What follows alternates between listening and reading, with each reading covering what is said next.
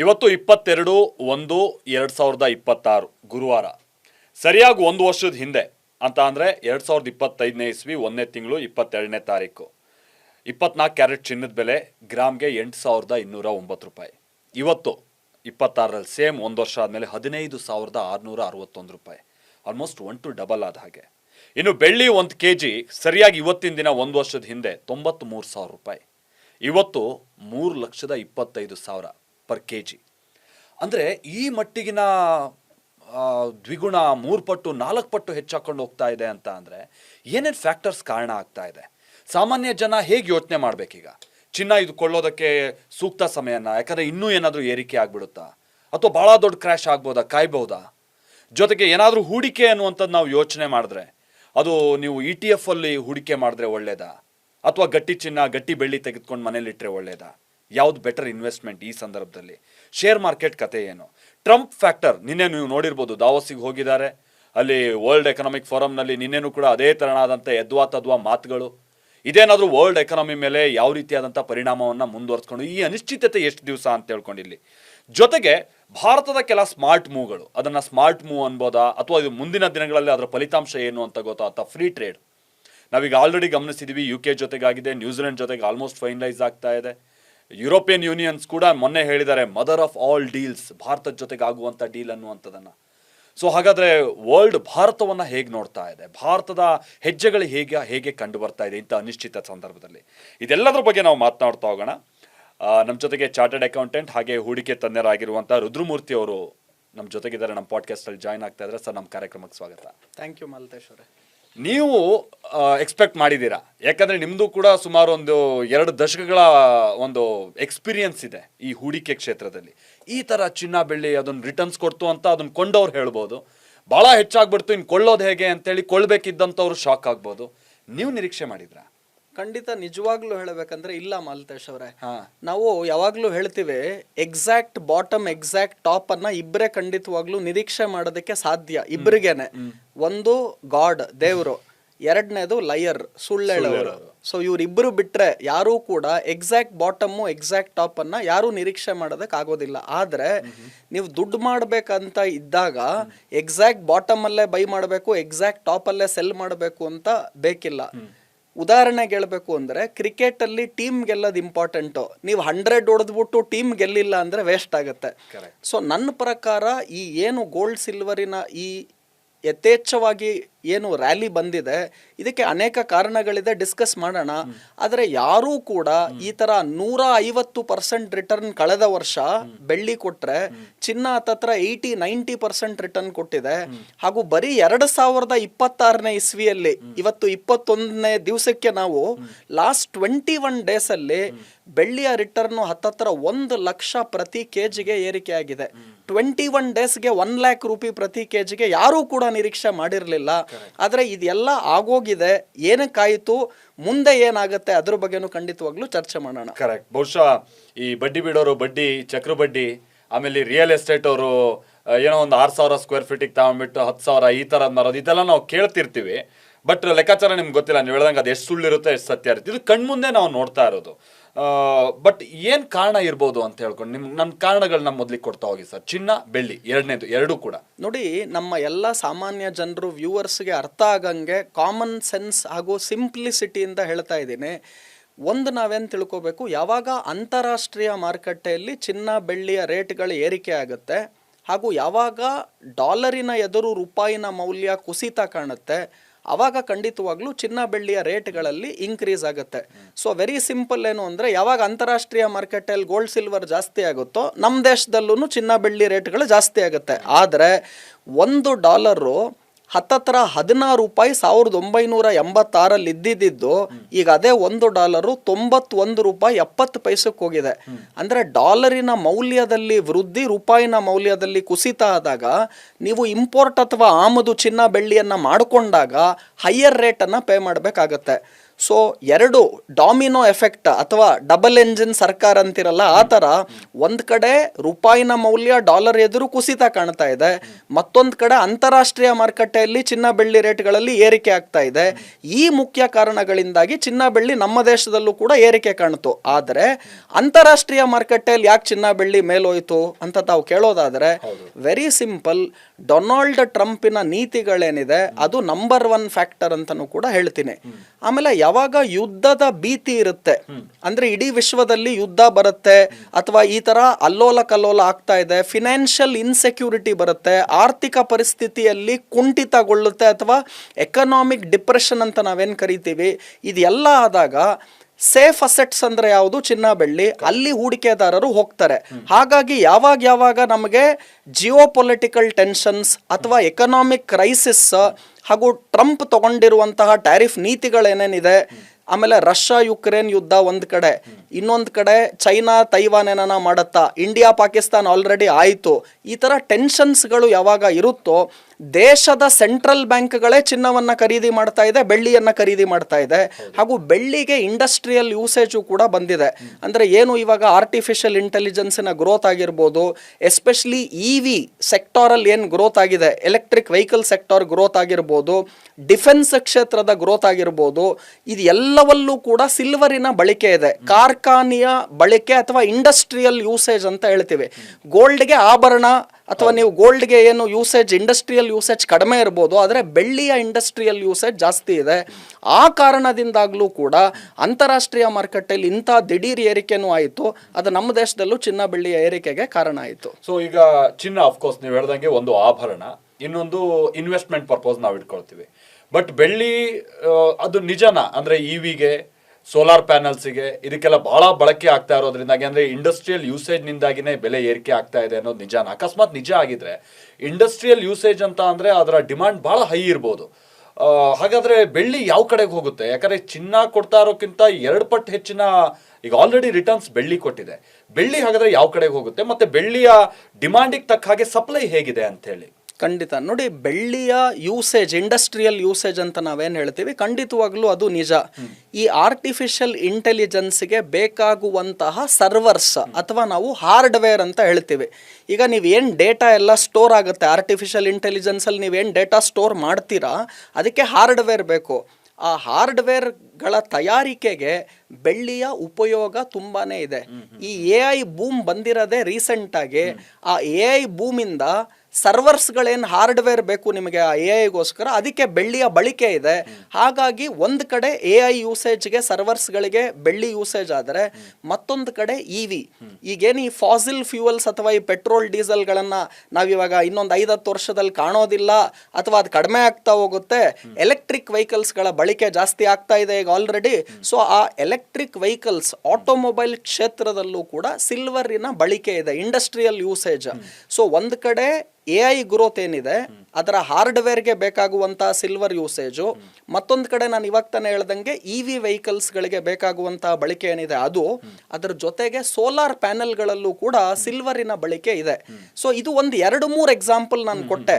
ಆದರೆ ಎಲ್ಲ ಇಂಡಸ್ಟ್ರಿಯಲ್ಲೂ ಕೂಡ ಸಿಲ್ವರ್ ಆಸ್ ಎ ಮೆಟಲ್, ಅದರಲ್ಲಿ ಇರುವಂತಹ ಆ ಲೋಹದ ಒಳಗಡೆ ಇರುವಂತಹ ಕೆಮಿಕಲ್ಸ್ ಏನೇನು ಬೇರೆ ಬೇರೆ ಅಂಶಗಳಿದೆ ಅದು ಖಂಡಿತವಾಗ್ಲೂ ತುಂಬಾನೇ ಬೇಡಿಕೆ ಜಾಸ್ತಿ ಆಗಿದ್ದರಿಂದ ಆಭರಣ ಬೇಡಿಕೆಯಿಂದ ಬೆಳ್ಳಿ ಇಷ್ಟೊಂದು ಮೇಲೆ ಹೋಗೋದಕ್ಕೆ ಸಾಧ್ಯ ಇಲ್ಲ. ಸೊ ಈ ಇಂಡಸ್ಟ್ರಿಯಲ್ ಯೂಸೇಜ್ ಖಂಡಿತವಾಗ್ಲೂ ಇದೆ. ಅದನ್ನ ಕಾಮನ್ ಸೆನ್ಸ್ ಇಂದ ಇಷ್ಟು ಕ್ಲಿಯರ್ ಆಗಿ ಹೇಳ್ತಾ ಇದ್ದೀನಿ.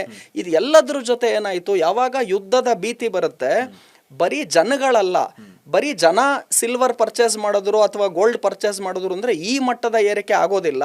ಆದರೆ ಯಾವಾಗ ಇಡೀ ವಿಶ್ವದ ಸೆಂಟ್ರಲ್ ಬ್ಯಾಂಕ್ಗಳು, ಈಗ ಫಾರ್ ಎಕ್ಸಾಂಪಲ್ ಭಾರತ ದೇಶಕ್ಕೆ reserve bank of India central bank, ನಾನು ನಿಮಗೆ HDFC bank, ICICI bank, state bank of India ಈ ಥರ ಕಮರ್ಷಿಯಲ್ ಬ್ಯಾಂಕ್ ಮಾತಾಡ್ತಾ ಇಲ್ಲ. ದೇಶದ ಸೆಂಟ್ರಲ್ ಬ್ಯಾಂಕ್ ಆದಂತಹ ರಿಸರ್ವ್ ಬ್ಯಾಂಕ್ ಆಫ್ ಇಂಡಿಯಾ ಹೇಗಿದೆಯೋ ಅದೇ ಥರ ಅಮೆರಿಕಾಗೆ ಫೆಡರಲ್ ರಿಸರ್ವ್ ಅಂತ ಬರುತ್ತೆ. ಅದೇ ಥರ ಯುರೋಪಿಯನ್ ರಾಷ್ಟ್ರಗಳು, ಎಲ್ಲ ದೇಶಗಳ ಸೆಂಟ್ರಲ್, ಚೈನಾದ ಪೀಪಲ್ಸ್ ಬ್ಯಾಂಕ್ ಆಫ್ ಚೈನಾ, ಈ ತರ ಸೆಂಟ್ರಲ್ ಬ್ಯಾಂಕ್ಗಳೇ ಚಿನ್ನವನ್ನ ಖರೀದಿ ಮಾಡ್ತಾ ಇದ್ರು, ಬೆಳ್ಳಿಯನ್ನ ಖರೀದಿ ಮಾಡ್ತಾ ಇದ್ರು. ಆಮೇಲೆ ಡಿ-ಡಾಲರೈಸೇಷನ್ ಅಂತ ಒಂದು ಟರ್ಮ್ ಇದೆ, ತುಂಬಾ ಕಾಮನ್ ಸೆನ್ಸ್ ಇದು. ಏನು ಡಿ-ಡಾಲರೈಸೇಷನ್ ಅಂದ್ರೆ, ಈಗ ನಿಮ್ಮ ಬಳಿ ಒಂದಷ್ಟು ಡಾಲರ್ಗಳಿದೆ, ನಿಮಗೆ ಡಾಲರ್ ಬೀಳುತ್ತೆ ಅಂತ ನಿಮ್ಮ ನಿರೀಕ್ಷೆ ಇದೆ. ನೀವು ಅದಕ್ಕೆ ಏನ್ ಮಾಡ್ತೀರಾ ಅಂದ್ರೆ ನಿಮ್ಮ ಹತ್ರ ಇರೋ ಡಾಲರ್ ಏನಿದೆ ಅದನ್ನ ಮಾರಾಟ ಮಾಡಿ ಅದರಿಂದ ನೀವೇನ್ ಮಾಡಿದ್ರಿ, ಚಿನ್ನ ಬೆಳ್ಳಿಯನ್ನ ಖರೀದಿ ಮಾಡ್ತಾ ಇದ್ರಿ. ಸೊ ದೇಶದ ಸೆಂಟ್ರಲ್ ಬ್ಯಾಂಕ್ಗಳು ಏನ್ ಮಾಡಿದ್ರು ಅಂದ್ರೆ ಡಾಲರ್ಗಳನ್ನ ಮಾರಾಟ ಮಾಡಿ ಆ ದುಡ್ಡಿಂದ ಡಾಲರ್ ಏನ್ ಮಾರಾಟ ಮಾಡ್ತಿದ್ದೀರಲ್ಲ ಅದರ ಬದಲಾಗಿ ಚಿನ್ನ ಬೆಳ್ಳಿಯನ್ನ ಖರೀದಿ ಮಾಡೋದಕ್ಕೆ ಸ್ಟಾರ್ಟ್ ಮಾಡಿದ್ರು.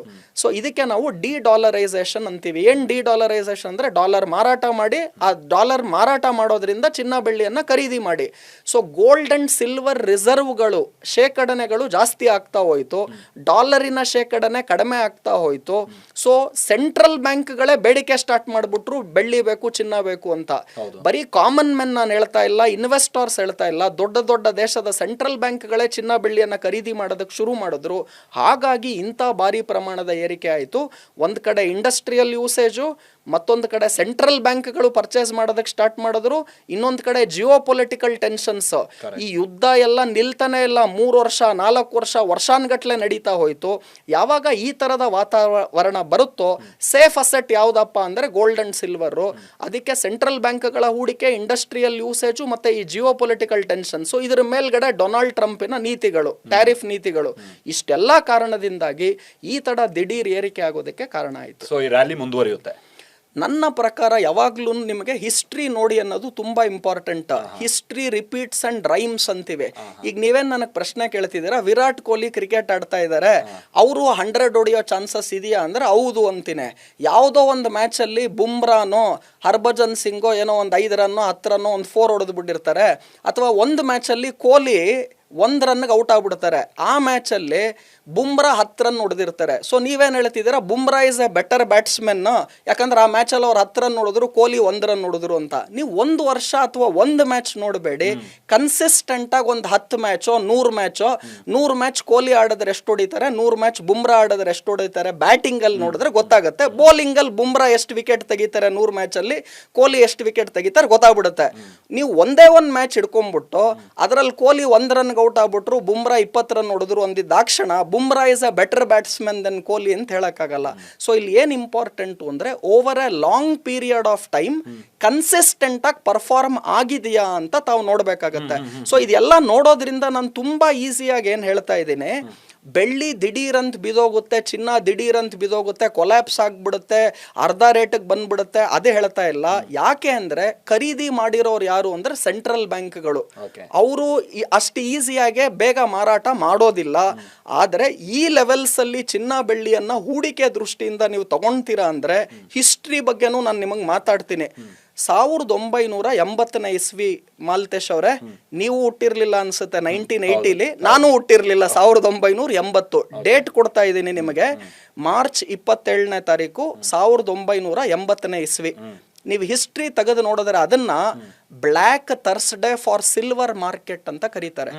ಏನಿದು black Thursday for silver market? ಅವತ್ತು ಏನಾಯ್ತು, ಗುರುವಾರ ಅವತ್ತು ಮಾರ್ಚ್ 27, 1980 ಅಲ್ಲಿ ಸಿಲ್ವರ್ ಅನ್ನ ಅಮೇರಿಕಾ ದೇಶದ ಈ ಟೆಕ್ಸಸ್ ಅಲ್ಲಿ ಇರುವಂತಹ 2 ಬ್ರದರ್ಸ್ ಅವ್ರೇನ್ ಮಾಡಿದ್ರು, ಹಂಟ್ ಬ್ರದರ್ಸ್ ಅಂತ ಕರೀತಾರೆ ಅವರನ್ನ, ಅವ್ರೇನ್ ಮಾಡಿದ್ರು, ತಾತ್ಕಾಲಿಕವಾಗಿ ಬೆಳ್ಳಿಯನ್ನ ಶೇಖರಣೆ ಮಾಡೋದಕ್ಕೆ ಸ್ಟಾರ್ಟ್ ಮಾಡಿದ್ರು. ಅಮೇರಿಕಾ ದೇಶದಲ್ಲಿ ಹಣದುಬ್ಬರ ಅಥವಾ ಇನ್ಫ್ಲೇಷನ್ ಜಾಸ್ತಿ ಆಗ್ತಾ ಇತ್ತು. ಇವ್ರೇನ್ ಮಾಡಿದ್ರು, ಸಿಲ್ವರ್ ಮಾರ್ಕೆಟ್ ಅನ್ನ ಕಾರ್ನರ್ ಮಾಡಿದ್ರು. ನೀವು ಕೇಳ್ಬೋದು, ಹೇಗೆ ಕಾರ್ನರ್ ಮಾಡ್ತೀರಾ? ಇವರು ತೈಲದ ಕಿಂಗ್ಸ್ ಆಗಿದ್ರು. ಅವ್ರೇನ್ ಮಾಡಿದ್ರು, ಅವ್ರ ಹತ್ರ ಇದ್ದಿದ್ದ ಎಲ್ಲಾ ದುಡ್ಡನ್ನ ಸಿಲ್ವರ್ ಮೇಲೆ ಇನ್ವೆಸ್ಟ್ಮೆಂಟ್ ಮಾಡಿ ಫಿಸಿಕಲ್ ಸಿಲ್ವರ್ ಅನ್ನ ಶೇಖರಣೆ ಮಾಡೋದಕ್ಕೆ ಸ್ಟಾರ್ಟ್ ಮಾಡಿದ್ರು. ಯಾವ ಪ್ರಮಾಣದಲ್ಲಿ ಶೇಖರಣೆ ಮಾಡಿದ್ರು ಅಂದ್ರೆ 25% ಆಫ್ ವರ್ಲ್ಡ್ ಸಿಲ್ವರ್ ಅನ್ನ ಅವರು ಅವ್ರ ಹತ್ರ ಇಟ್ಕೊಂಡ್ರು. 1979ನೇ ಇಸ್ವಿಯಲ್ಲಿ ಬೆಳ್ಳಿ ರೇಟ್ ಏನಿತ್ತು ಅಂತ ನೋಡಿದ್ರೆ, ನೀವು ಡಾಲರ್ ಎದುರು ನೋಡಿದ್ರೆ ಡಾಲರ್ ಟರ್ಮ್ಸ್ ಅಲ್ಲಿ ಪ್ರತಿ ಔನ್ಸ್ಗೆ $6 ಇತ್ತು. $6 ಇದ್ದಂತಹ ಬೆಳ್ಳಿ ಒಂದೇ ಒಂದು ವರ್ಷದಲ್ಲಿ 1979ರಿಂದ 1980 ಒಂದೇ ವರ್ಷದಲ್ಲಿ $6 ಇರೋದು $40 ಹೋಯ್ತು. ನೀವು ಲೆಕ್ಕ ಹಾಕಿದ್ರೆ ಎಷ್ಟು ಪಟ್ಟು ಜಾಸ್ತಿ ಆಯ್ತು ನೋಡಿ. $6 ಎಲ್ಲಿ, $40 ಎಲ್ಲಿ ಒಂದು ವರ್ಷದಲ್ಲಿ. $6 ಇದ್ದಿದ್ದು $40 ಹೇಗೋಯ್ತು ಅಂದ್ರೆ, ಈ ಏನು ಹಂಟ್ ಬ್ರದರ್ಸ್ ಅಂತ ಇದ್ದಾರೆ, ಅವ್ರ ಹತ್ರ ಇದ್ದಂತಹ ಎಲ್ಲ ದುಡ್ಡು, ಕಚ್ಚಾ ತೈಲದ ಕಿಂಗ್ಸ್ ಆಗಿದ್ರು ಅವರು. ಆ ದುಡ್ಡು ಏನು ಬಂದಿತ್ತು ಅದರಲ್ಲಿ ಸಿಲ್ವರ್ ಬೈ ಮಾಡ್ತಾ ಹೋದ್ರು. $6 $40 ಎತ್ಕೊಂಡು ಹೋದ್ರು. ಆಮೇಲೆ ಏನಾಯಿತು, ಬೆಳ್ಳಿ ಮಾರುಕಟ್ಟೆಯಲ್ಲಿ ಇಳಿಕೆ ಶುರು ಆಯಿತು. ಆ ಒಂದೇ ಒಂದು ದಿವಸ ಮಾರ್ಚ್ 27, 1980 ಒಂದೇ ಒಂದು ದಿವಸ 50% ಬೆಳ್ಳಿ ರೇಟ್ಗಳಲ್ಲಿ ಒಂದು ದಿವಸಕ್ಕೆ ಇಳಿಕೆ ಆಯಿತು. ನಾನು ಹೇಳ್ತಾ ಇರೋದು $50, 50% ಇಳಿಕೆ. ಏನು $6 ಇಂದ ಇವರು ಪರ್ಚೇಸ್ ಮಾಡ್ಕೊಂಡು $40 ಎತ್ಕೊಂಡು ಹೋಗಿದ್ರು, $40 ಇದ್ದಂಥ ಬೆಳ್ಳಿ ವಾಪಸ್ $10 ಬಂತು. ಆದರೆ ಒಂದೇ ಒಂದು ದಿವಸದ ಫಾಲು 50% ಆಯಿತು. ತಾತ್ಕಾಲಿಕವಾಗಿ ನಿಧಾನವಾಗಿ ಒಂದು ವರ್ಷದ ಒಳಗಡೆ ಅದು ವಾಪಸ್ $40 ಇಂದ $10 ಬಂತು. ಇದು ಯಾಕೆ ನಿಮ್ಗೆ ಹೇಳ್ತಿದ್ದೀನಿ ಅಂದರೆ, ಇಂತಹ $6 ಇಂದ $40 ಹೋದಂಥ ಬೆಳ್ಳಿ ವಾಪಸ್ $10 ಬಂತು. ಆದ್ರೆ ಅಲ್ಲಿ ಬೈ ಮಾಡಿದ್ದು ಹಂಟ್ ಬ್ರದರ್ಸ್ ಅಂತ. ಈಗ ಬೈ ಮಾಡ್ತಾ ಇರೋದು ಹಂಟ್ ಬ್ರದರ್ಸ್ ಅಲ್ಲ, ಅಥವಾ ಯಾರೋ 2-3 ಜನ ಬೈ ಮಾಡಿರೋದಲ್ಲ, ವಿಶ್ವದ ಸೆಂಟ್ರಲ್ ಬ್ಯಾಂಕ್ಗಳೇ ಬೈ ಮಾಡಿದೆ. ಹಾಗಾಗಿ ಭಾರಿ ಪ್ರಮಾಣದ ಕುಸಿತವನ್ನ ನಿರೀಕ್ಷಿಸಬೇಡಿ ಅಂತ ಹೇಳ್ತಿದ್ದೀನಿ. ಅಂದ್ರೆ ಏನರ್ಥ, ಈಗ 3,25,000 ರೂಪಾಯಿ ಬೆಳ್ಳಿ ಇದೆ ಅಂತ ನೀವು ಹೇಳಿದೀರಾ, 50,000 ರೂಪಾಯಿಗೆ ಬೆಳ್ಳಿ ಬಂದ್ಬಿಡುತ್ತೆ, 70,000 ರೂಪಾಯಿಗೆ ಬೆಳ್ಳಿ ಬಂದ್ಬಿಡುತ್ತೆ ಕೆಜಿ. ಕನ್ಸಲ್ಲೂ ಬರೋದು ಕಷ್ಟ ಇದೆ. ಆದರೆ ಈಗಿರುವ 3,25,000 ಏನಿದೆ, ಕಡಾಖಂಡಿತವಾಗಿ ಇಷ್ಟೇ ಆಗತ್ತೆ ಅಂತ ಯಾರಿಗೂ ಹೇಳಕ್ ಆಗೋದಿಲ್ಲ. ಬಟ್ ಇಷ್ಟೆಲ್ಲ ವೈಜ್ಞಾನಿಕವಾಗಿ ನಾನು ನಿಮಗೆ ಹೇಳ್ತಿರೋದ್ರಿಂದ ಒಂದು 2.5 ಲಕ್ಷದವರೆಗೂ 2.25 ಲಕ್ಷದವರೆಗೂ ಬೆಳ್ಳಿ ಬರುವ ಸಾಧ್ಯತೆಗಳು ಜಾಸ್ತಿ ಇದೆ. ಅಂದ್ರೆ ಈಗಿರುವ 3,25,000 ಏನಿದೆ, 2.5 ಲಕ್ಷದಿಂದ 2,75,000 ಬೆಳ್ಳಿ ಬರುವ ಸಾಧ್ಯತೆ ಇದೆ. ಚಿನ್ನ ಇವಾಗ 1,54,500 ರೂಪಾಯಿ ಇದೆ 10 ಗ್ರಾಮ್ ಚಿನ್ನ. ಇದು 24 ಕ್ಯಾರೆಟ್ ನಾನು ಹೇಳ್ತಾ ಇದ್ದೀನಿ. ಅಂದ್ರೆ 10 ಗ್ರಾಮಿಗೆ ನಾವು ನೋಡೋದಾದ್ರೆ 15,450 ರೂಪಾಯಿ ಇದೆ. 22 ಕ್ಯಾರೆಟ್ ಏನು ಆಭರಣಕ್ಕೋಸ್ಕರ ನಾವು ಬಳಸುವಂತ ಚಿನ್ನ ಇದೆ, ಅದು ಇವಾಗ 14,200 ರೂಪಾಯಿ, 14,250 ರೂಪಾಯಿ ಇದೆ. ಈಗ ಚಿನ್ನ ಹೇಗಾಗಿದೆ ಅಂದ್ರೆ, ನೀವು ಇಡೀ ದಿವಸಕ್ಕೆ ಒಂದು 10 ರೂಪಾಯಿ 20 ರೂಪಾಯಿ ಮುಂಚೆ ಮೂವ್ ಆಗ್ತಿರ್ಲಿಲ್ಲ. ಈಗ ಸೆಕೆಂಡ್ಗೆ 40-50 ರೂಪಾಯಿ, ಬೆಳ್ಳಿ ಸೆಕೆಂಡ್ಗೆ 1,000 ರೂಪಾಯಿ ಮೇಲೆ ಕೆಳಗಡೆ ಓಡಾಡುತ್ತೆ. ಸೊ ಹಾಗಾಗಿ ಈಗಿರುವಂತಹ ಏನು 15,400-500 ರೂಪಾಯಿ ಇರುವಂತಹ 24 ಕ್ಯಾರೆಟ್ ಚಿನ್ನ ಏನಿದೆ, ಇದೊಂದು 12,000, 12,500 ಬರುವ ಸಾಧ್ಯತೆ ಇದೆ. ಸೊ ನಾನೇನ್ ಹೇಳ್ತಿದ್ದೀನಿ, ಒಂದು 15-20% ಇಳಿಕೆ ಇಲ್ಲಿಂದ ಬರುವ ಸಾಧ್ಯತೆ ಇದೆ. ಅದು ನಾಳೆ ಇಳಿಕೆ ಆಗತ್ತಾ, ನಾಡಿದ್ದಾಗತ್ತಾ, 1 ತಿಂಗಳಾದ್ಮೇಲೆ ಆಗತ್ತಾ, ಅದು ಹೇಳೋದಕ್ಕೆ ಕಷ್ಟ ಆಗತ್ತೆ. ಬಟ್ ನಿಯರ್ ಟರ್ಮ್ ಅಂದ್ರೆ ವೆರಿ ಶಾರ್ಟ್ ಟರ್ಮ್ಗೆ ಇಳಿಕೆಯ ಸಂದರ್ಭಗಳು ವೈಜ್ಞಾನಿಕವಾಗಿ ನಾವು ನೋಡೋದಾದ್ರೆ ಜಾಸ್ತಿ ಇದೆ. ಆದರೆ ಅವಾಗ ಹಂಟ್ ಬ್ರದರ್ಸ್ ಇಬ್ಬರೇ ಕಾರ್ನರ್ ಮಾಡಿರೋದ್ರಿಂದ, ಅವ್ರು ಮಾರಾಟ ಮಾಡಕ್ ಶುರು ಮಾಡಿದ್ರಿಂದ $40 ಇಂದ ವಾಪಸ್ ತಿರ್ಗಾ $10, $11 ಬಂದ್ಬಿಡ್ತು. ಈಗ ಸೆಂಟ್ರಲ್ ಬ್ಯಾಂಕ್ಗಳು ಇಡೀ ವಿಶ್ವದ ಎಲ್ಲಾ ಸೆಂಟ್ರಲ್ ಬ್ಯಾಂಕ್ಗಳು ತಗೊಂಡಿದ್ದಾರೆ. China, USA, Germany, Italy, France, India, ಎಲ್ಲರ ಬಳಿ ಚಿನ್ನ ಏನಿದೆ ಅಲ್ಲ, ಎಲ್ಲರೂ ಅಟ್ ಎ ಟೈಮ್ ಮಾರಾಟ ಮಾಡೋದು. ಆಮೇಲೆ ಇವ್ರು ಯಾರು ಇಬ್ಬರೇ ಇಂಡಿವಿಜುವಲ್ಸ್ ಅಲ್ಲ, ಯಾರೋ ಸೆಂಟ್ರಲ್ ಬ್ಯಾಂಕ್ಗಳು. ಸೊ ಅದಿರೋದ್ರಿಂದ ಭಾರಿ ಪ್ರಮಾಣದ ಕುಸಿತವನ್ನ ನಿರೀಕ್ಷಿಸಬೇಡಿ. ಆದರೆ ಈ ಲೆವೆಲ್ಸ್ ಅಲ್ಲಿ ಎಲ್ಲ ಕೇಳೋದು ಸಿಂಪಲ್ ಕ್ವಶನ್ ಏನು ಅಂದ್ರೆ, ಈಗ 1.5 ಲಕ್ಷ ದಾಟ್ಬಿಟ್ಟಿದೆ, ಇನ್ನು 2 ಲಕ್ಷಕ್ಕೆ ಬಂದ್ಬಿಡುತ್ತಾ ಈ ವರ್ಷಕ್ಕೆ ಅಂತ ಸಿಂಪಲ್ ಆಗಿ ಕೇಳ್ತೀನಿ. ಈಗ 1,55,000 ರೂಪಾಯಿ ಇದೆ ಅಂತ ಅನ್ಕೊಳ್ಳೋಣ. ಇಲ್ಲಿಂದ 2 ಲಕ್ಷಕ್ಕೆ ಹೋಗ್ಬೇಕಂದ್ರೆ ಮಾಲ್ತೇಶ್ ಅವ್ರೆ ಎಷ್ಟು ಮೇಲೆ ಹೋಗ್ಬೇಕು? ಈಗ 1.5 ಲಕ್ಷ ಇದೆ, 2 ಲಕ್ಷ ಚಿನ್ನ ಆಗಬೇಕು ಅಂದ್ರೆ ಇನ್ನು 50,000 ರೂಪಾಯಿ 10 ಗ್ರಾಮ್ಗೆ ಹೋಗ್ಬೇಕು. 50,000 ರೂಪಾಯಿ 1.5 ಲಕ್ಷದ ಮೇಲೆ ನಾನು ಇವಾಗ ಲೆಕ್ಕ ಹಾಕಿದ್ರೆ 33% ರಿಟರ್ನ್ ಆಗುತ್ತೆ. ನಿಮ್ ಪ್ರಶ್ನೆ, ಇನ್ನೊಂದು ವರ್ಷಕ್ಕೆ 30%, 33% ಚಿನ್ನ ಹೋಗ್ಬೋದಾ? ಈಗ ಆಲ್ರೆಡಿ 2,000 ಮೀಟರ್ ರನ್ನಿಂಗ್ ರೇಸು ಓಡಿದೀರಾ. ನಾನು ನಿಮಗೆ ರೆಸ್ಟೇ ಕೊಡಲ್ಲ, ತಿರುಗಿ ಇನ್ನೊಂದು 2,000 ಮೀಟರ್ ರನ್ನಿಂಗ್ ರೇಸ್ ಓಡಿ ಅಂದ್ರೆ ಅದು ನಿಮ್ಗೆ ರೆಸ್ಟ್ ಕೊಡದೇನೆ ಈಸಿಯಾಗಿ ಓಡ್ತೀರಾ, ಕಷ್ಟ ಆಗತ್ತಾ ಅನ್ನೋದು ಪ್ರಶ್ನೆ. ಕೊಹ್ಲಿ ಆಲ್ರೆಡಿ 100 ಹೊಡೆದು ಬಿಟ್ಟಿದ್ದಾರೆ, ನೀರು ಕುಡ್ದಾಯ್ತು, ಮತ್ತೆ ಡ್ರಿಂಕ್ಸ್ ಬ್ರೇಕ್ ಆಯ್ತು, ಎಲ್ಲ ಆಯ್ತು. ನೀನು ಇನ್ನ 200 ರನ್ ನೋಡಿ ಅದ್ರ ಮೇಲೆ ಅಂದ್ರೆ ಅವ್ರು ಸುಸ್ತಾಗಿರ್ತಾರೆ ಆಲ್ರೆಡಿ. ಸೊ ನಾನು ನಿಮ್ಗೆ ಏನ್ ಹೇಳ್ತಿದ್ದೀನಿ, ಇದರ ಅರ್ಥ ಏನು ಅಂದ್ರೆ, ರುದ್ರಮೂರ್ತಿ ಹೇಳ್ತಿದ್ರೆ ಚಿನ್ನ ಬೆಳ್ಳಿ ಹೂಡಿಕೆ ಮಾಡಬಾರ್ದು, ಅಲ್ಲಿ ದುಡ್ಡು ಹಾಕಿದ್ರೆ ಲಾಸ್ ಆಗ್ಬಿಡುತ್ತೆ. ನಿಮ್ಗೇನ್ ಅರ್ಥ ಆಗ್ತಿಲ್ಲ ಅಂದ್ರೆ, ಕಳೆದ 1 ವರ್ಷದಿಂದ ಹಾಕದವರೆಲ್ಲ ಜಾಕ್ ಪಾಟ್ ದುಡ್ಡು ಮಾಡಿದ್ದಾರೆ, ಅದು ಓಕೆ. ಇಲ್ಲಿಂದ ಮುಂದೆ ಏನಾಗುತ್ತೆ ಅನ್ನೋದು ಇಂಪಾರ್ಟೆಂಟ್. ಆಮೇಲೆ ಅನೇಕ ಬಾರಿ ನಾನು ಹೇಳ್ತೀನಿ, TV9, ಮಾಲ್ತೇಶ್ ಇವ್ರಿಗೆಲ್ಲ ವ್ಯತ್ಯಾಸ ಏನು ಅಂದ್ರೆ, ನೀವು ಮಾಡುವಂತ ಸ್ಟಡಿ, ನೀವು ಮಾಡುವಂತ ಎಫರ್ಟ್ ಏನಿದೆಯಲ್ಲ, ಅದು ಇವತ್ತು ನಿಮ್ಮನ್ನ ನಂಬರ್ 1 ಸ್ಥಾನದಲ್ಲಿ ಇಟ್ಟಿದೆ. ಇದು ಯಾಕೆ ಹೇಳ್ತಿದ್ದೀನಿ ಅಂದ್ರೆ, ಒಂದು ಕಾರ್ಯಕ್ರಮ ಇದೇ ತರ ನಾನು ಕೊಟ್ಟೆ, 3 ತಿಂಗಳಾದ್ಮೇಲೆ ಅದನ್ನ ಟೆಲಿಕಾಸ್ಟ್ ಮಾಡಿದ್ರು. ಸೊ ನಾನು ಇವತ್ತು ಹೇಳಿರೋದನ್ನ ನೀವು 3 ತಿಂಗಳಾದ್ಮೇಲೆ ಟೆಲಿಕಾಸ್ಟ್ ಮಾಡ್ತು ಅಂದ್ರೆ ಅದರ ರೆಲೆವೆನ್ಸೇ ಕಳ್ಕೊಂಡ್ಬಿಡುತ್ತೆ. ನಾವು ನಿನ್ನೆ ಡೊನಾಲ್ಡ್ ಟ್ರಂಪ್ ಏನ್ ಮಾಡಿದ್ರು, ಇವತ್ತು ಸಿಲ್ವರ್ ETF ಅಲ್ಲಿ ಏನಾಗ್ತಾ ಇದೆ, ಅಂತಹ ಲೇಟೆಸ್ಟ್ ಮಾಹಿತಿಗಳನ್ನ ಕಾಮನ್ ಮೆನ್ಗೆ ಏನು ಗೊತ್ತಿಲ್ದಿರೋರ್ಗೂ ಇವತ್ತು ಹೇಳ್ಕೊಡ್ಬೋದು ಅಂದ್ರೆ ಅದರ ಎಫರ್ಟ್ ಏನಿದೆ ಇಂಪಾರ್ಟೆಂಟು. ಸೊ ನನ್ನ ಪ್ರಕಾರ ಇನ್ನೊಂದು ವರ್ಷದ ಒಳಗಡೆ ಚಿನ್ನದಲ್ಲಿ 50% ಏರಿಕೆ ಇಲ್ಲಿಂದ ನಿರೀಕ್ಷಿಸಬೇಡಿ. ಅದರ ಸಂದರ್ಭಗಳು ಕಡಿಮೆ ಇದೆ. ಈಗ ನಾಳೆ ಬೇರೆ ಏನೋ ಚೇಂಜಸ್ ಆಗ್ಬೋದು, ಅದು ನಾನು ಅದನ್ನ ಅನಾಲಿಸಿಸ್ ಮಾಡಿ ನೆಕ್ಸ್ಟ್ ಹೇಳ್ಬೋದು. ಬಟ್ ಈಗಿರುವ ಮಾಹಿತಿಯ ಪ್ರಕಾರ ನನ್ನ ಹತ್ರ ಏನೇನು information as of this second ಇದೆ, ಅದರ ಪ್ರಕಾರ 2 ಲಕ್ಷ ಹೋಗುತ್ತಾ ಚಿನ್ನ ಹೋಗುತ್ತೆ. 20 ವರ್ಷ ಆದ್ಮೇಲೆ ಹೋದ್ರೆ ಏನ್ ಮಾಡ್ತೀರಾ? So time period important. So ನೀವು ಬರೀ 100 ಹೊಡಿಯೋದು ಇಂಪಾರ್ಟೆಂಟ್ ಅಲ್ಲ, ಎಷ್ಟು ಬಾಲ್ಸ್ ಅಲ್ಲಿ ಹೊಡಿತೀರಾ ಅನ್ನೋದು ಇಂಪಾರ್ಟೆಂಟ್. ನೀವು 500 ಬಾಲ್ ಆಡ್ಬಿಟ್ಟು 100 ರನ್ ಹೊಡೀತು ಅಂದ್ರೆ ಅದರಲ್ಲಿ ಇಂಪಾರ್ಟೆನ್ಸ್ ಇರಲ್ಲ. ಸೊ ಹಾಗಾಗಿ ನನ್ನ ಪ್ರಕಾರ ಇನ್ನೊಂದು ವರ್ಷಕ್ಕೆ ಇವತ್ತಿಂದ 50% ರಿಟರ್ನ್ ಗೋಲ್ಡ್ ಅಲ್ಲಿ ಆಫ್ಟರ್ ಅನ್ 80% ರ್ಯಾಲಿ ಲಾಸ್ಟ್ ಇಯರ್ ನಿರೀಕ್ಷೆ ಮಾಡೋದು ಕಷ್ಟ ಆಗುತ್ತೆ. ಮುಖ್ಯವಾಗಿ ನಿನ್ನೆ ಎಲ್ಲ ಅಬ್ಸರ್ವ್ ಮಾಡಿದ್ ಯಾರದು ಅಂದ್ರೆ ಟ್ರಂಪಿನ ಸ್ಪೀಚ್. ಸೊ ಡೊನಾಲ್ಡ್ ಟ್ರಂಪ್ ಏನ್ ಹೇಳ್ತಾರೆ, ಒಂದ್ ಕಡೆ ತುಂಬಾ ಇಂಪಾರ್ಟೆಂಟ್ ಆಯ್ತು. ಮೋದಿಯ ನಡೆಯನ್ನ ಖಂಡಿತವಾಗ್ಲೂ ನಾನು ಇವತ್ತು ಸಾಮಾನ್ಯ ಜನರಿಗೆ, ಇಲ್ಲಿ ನಾವು ಪಾರ್ಟಿ ತಗೊಳೋದು ಬೇಡ, ನೀವು ಬಿಜೆಪಿನೋ ಕಾಂಗ್ರೆಸ್ಸೋ JDS ನಮ್ಗೆ ಅದು ಮುಖ್ಯ ಅಲ್ಲ. ನಾನು ಯಾವಾಗೂ ಹೇಳ್ತೀನಿ, ಬೆಕ್ಕು ಕರೀದೋ ಬಿಳಿದೋ ನಮಗ್ ಬೇಡ, ಇಲಿ ಹಿಡಿಬೇಕಷ್ಟೇ. ನಮಗೇನು ದೇಶ ಉದ್ಧಾರ ಆಗ್ಬೇಕು. ಅದು ಕಾಂಗ್ರೆಸ್ ಇಂದ ರಾಹುಲ್ ಗಾಂಧಿಯನ್ನ ಮಾಡ್ಲಿ, ಮೋದಿಯಿಂದ BJPಯನ್ನ ಮಾಡ್ಲಿ, JDS ದೇವೇಗೌಡರು ಕುಮಾರಸ್ವಾಮಿಯನ್ನ ಮಾಡ್ಲಿ, ನಮಗೆ ಪಾಲಿಟಿಕ್ಸು ಪಾರ್ಟಿಗಳು ಬೇಕಾಗಿಲ್ಲ. ನಾನೇನ್ ಹೇಳ್ತಾ ಇದ್ದೀನಿ ಅಂದ್ರೆ, ಮೋದಿಯ ನಿಲುವನ್ನ ನೀವು ಒಂಚೂರು ಯೋಚನೆ ಮಾಡಿ. ಒಂದ್ ಕಡೆ ಅವ್ರು ಏನ್ ಮಾಡಿದ್ರು, ರಷ್ಯಾ ಜೊತೆ ಕ್ಲೋಸ್ ಆಗಕ್ಕೆ ಸ್ಟಾರ್ಟ್ ಮಾಡಿದ್ರು. ಸೊ ತೈಲವನ್ನ ಕಡಿಮೆ ಬೆಲೆಯಲ್ಲಿ ರಷ್ಯಾ ಕೊಡೋದಕ್ಕೆ ಶುರು ಮಾಡ್ತು. ಮೋದಿ ಏನ್ ಹೇಳಿದ್ರು, ನಾವು ತೈಲವನ್ನ ರಷ್ಯಾ ಹತ್ರನೇ ತಗೊಳ್ತೀವಿ, ನಮ್ಗೆ ಕಡಿಮೆ ರೇಟಿಗೆ ಸಿಗ್ತಾ ಇದೆ ಅಂತ ಅವ್ರು ಮಾಡಿದ್ರು. ಟ್ರಂಪ್ ಏನ್ ಮಾಡಿದ್ರು, ನೀವೇನಾನ ರಷ್ಯಾ ಇಂದ ತೈಲವನ್ನ ಖರೀದಿ ಮಾಡಿದ್ರೆ ಈಗ 25% ಟ್ಯಾರಿಫ್ ಹಾಕಿದ್ರು ಆಲ್ರೆಡಿ. ರಷ್ಯಾ ಇಂದ ಆಮದು ಮಾಡ್ಕೊಂಡ್ರೆ ಇನ್ನು 25% ಹಾಕ್ತೀನಿ ಅಂತ 50% ಮಾಡ್ಬಿಟ್ರು. ಕಳೆದ 8 ತಿಂಗಳು ಏಪ್ರಿಲ್ 2025 ಇವಾಗವರೆಗೂ ಯಾವಾಗ ನಮ್ಮದು ಮತ್ತು USA ಟ್ಯಾರಿಫ್ ಮುಗಿಯುತ್ತೆ, ಎಲ್ಲರೂ ಏನು ಹೇಳ್ತಾರೆ, ಈಗ ಆಗೋಗುತ್ತೆ, ಇನ್ನು 2 ದಿವಸಕ್ಕಾಗುತ್ತೆ, ಇನ್ನೊಂದು ವಾರಕ್ಕಾಗತ್ತೆ ಅಂತ. ಏಪ್ರಿಲಿಂದ ಇವಾಗವರೆಗೂ ಅಂದರೆ 8-9 ತಿಂಗಳಾಗಿದೆ. ಈವರೆಗೂ ಕ್ಲಾರಿಟಿ ಬಂದಿಲ್ಲ.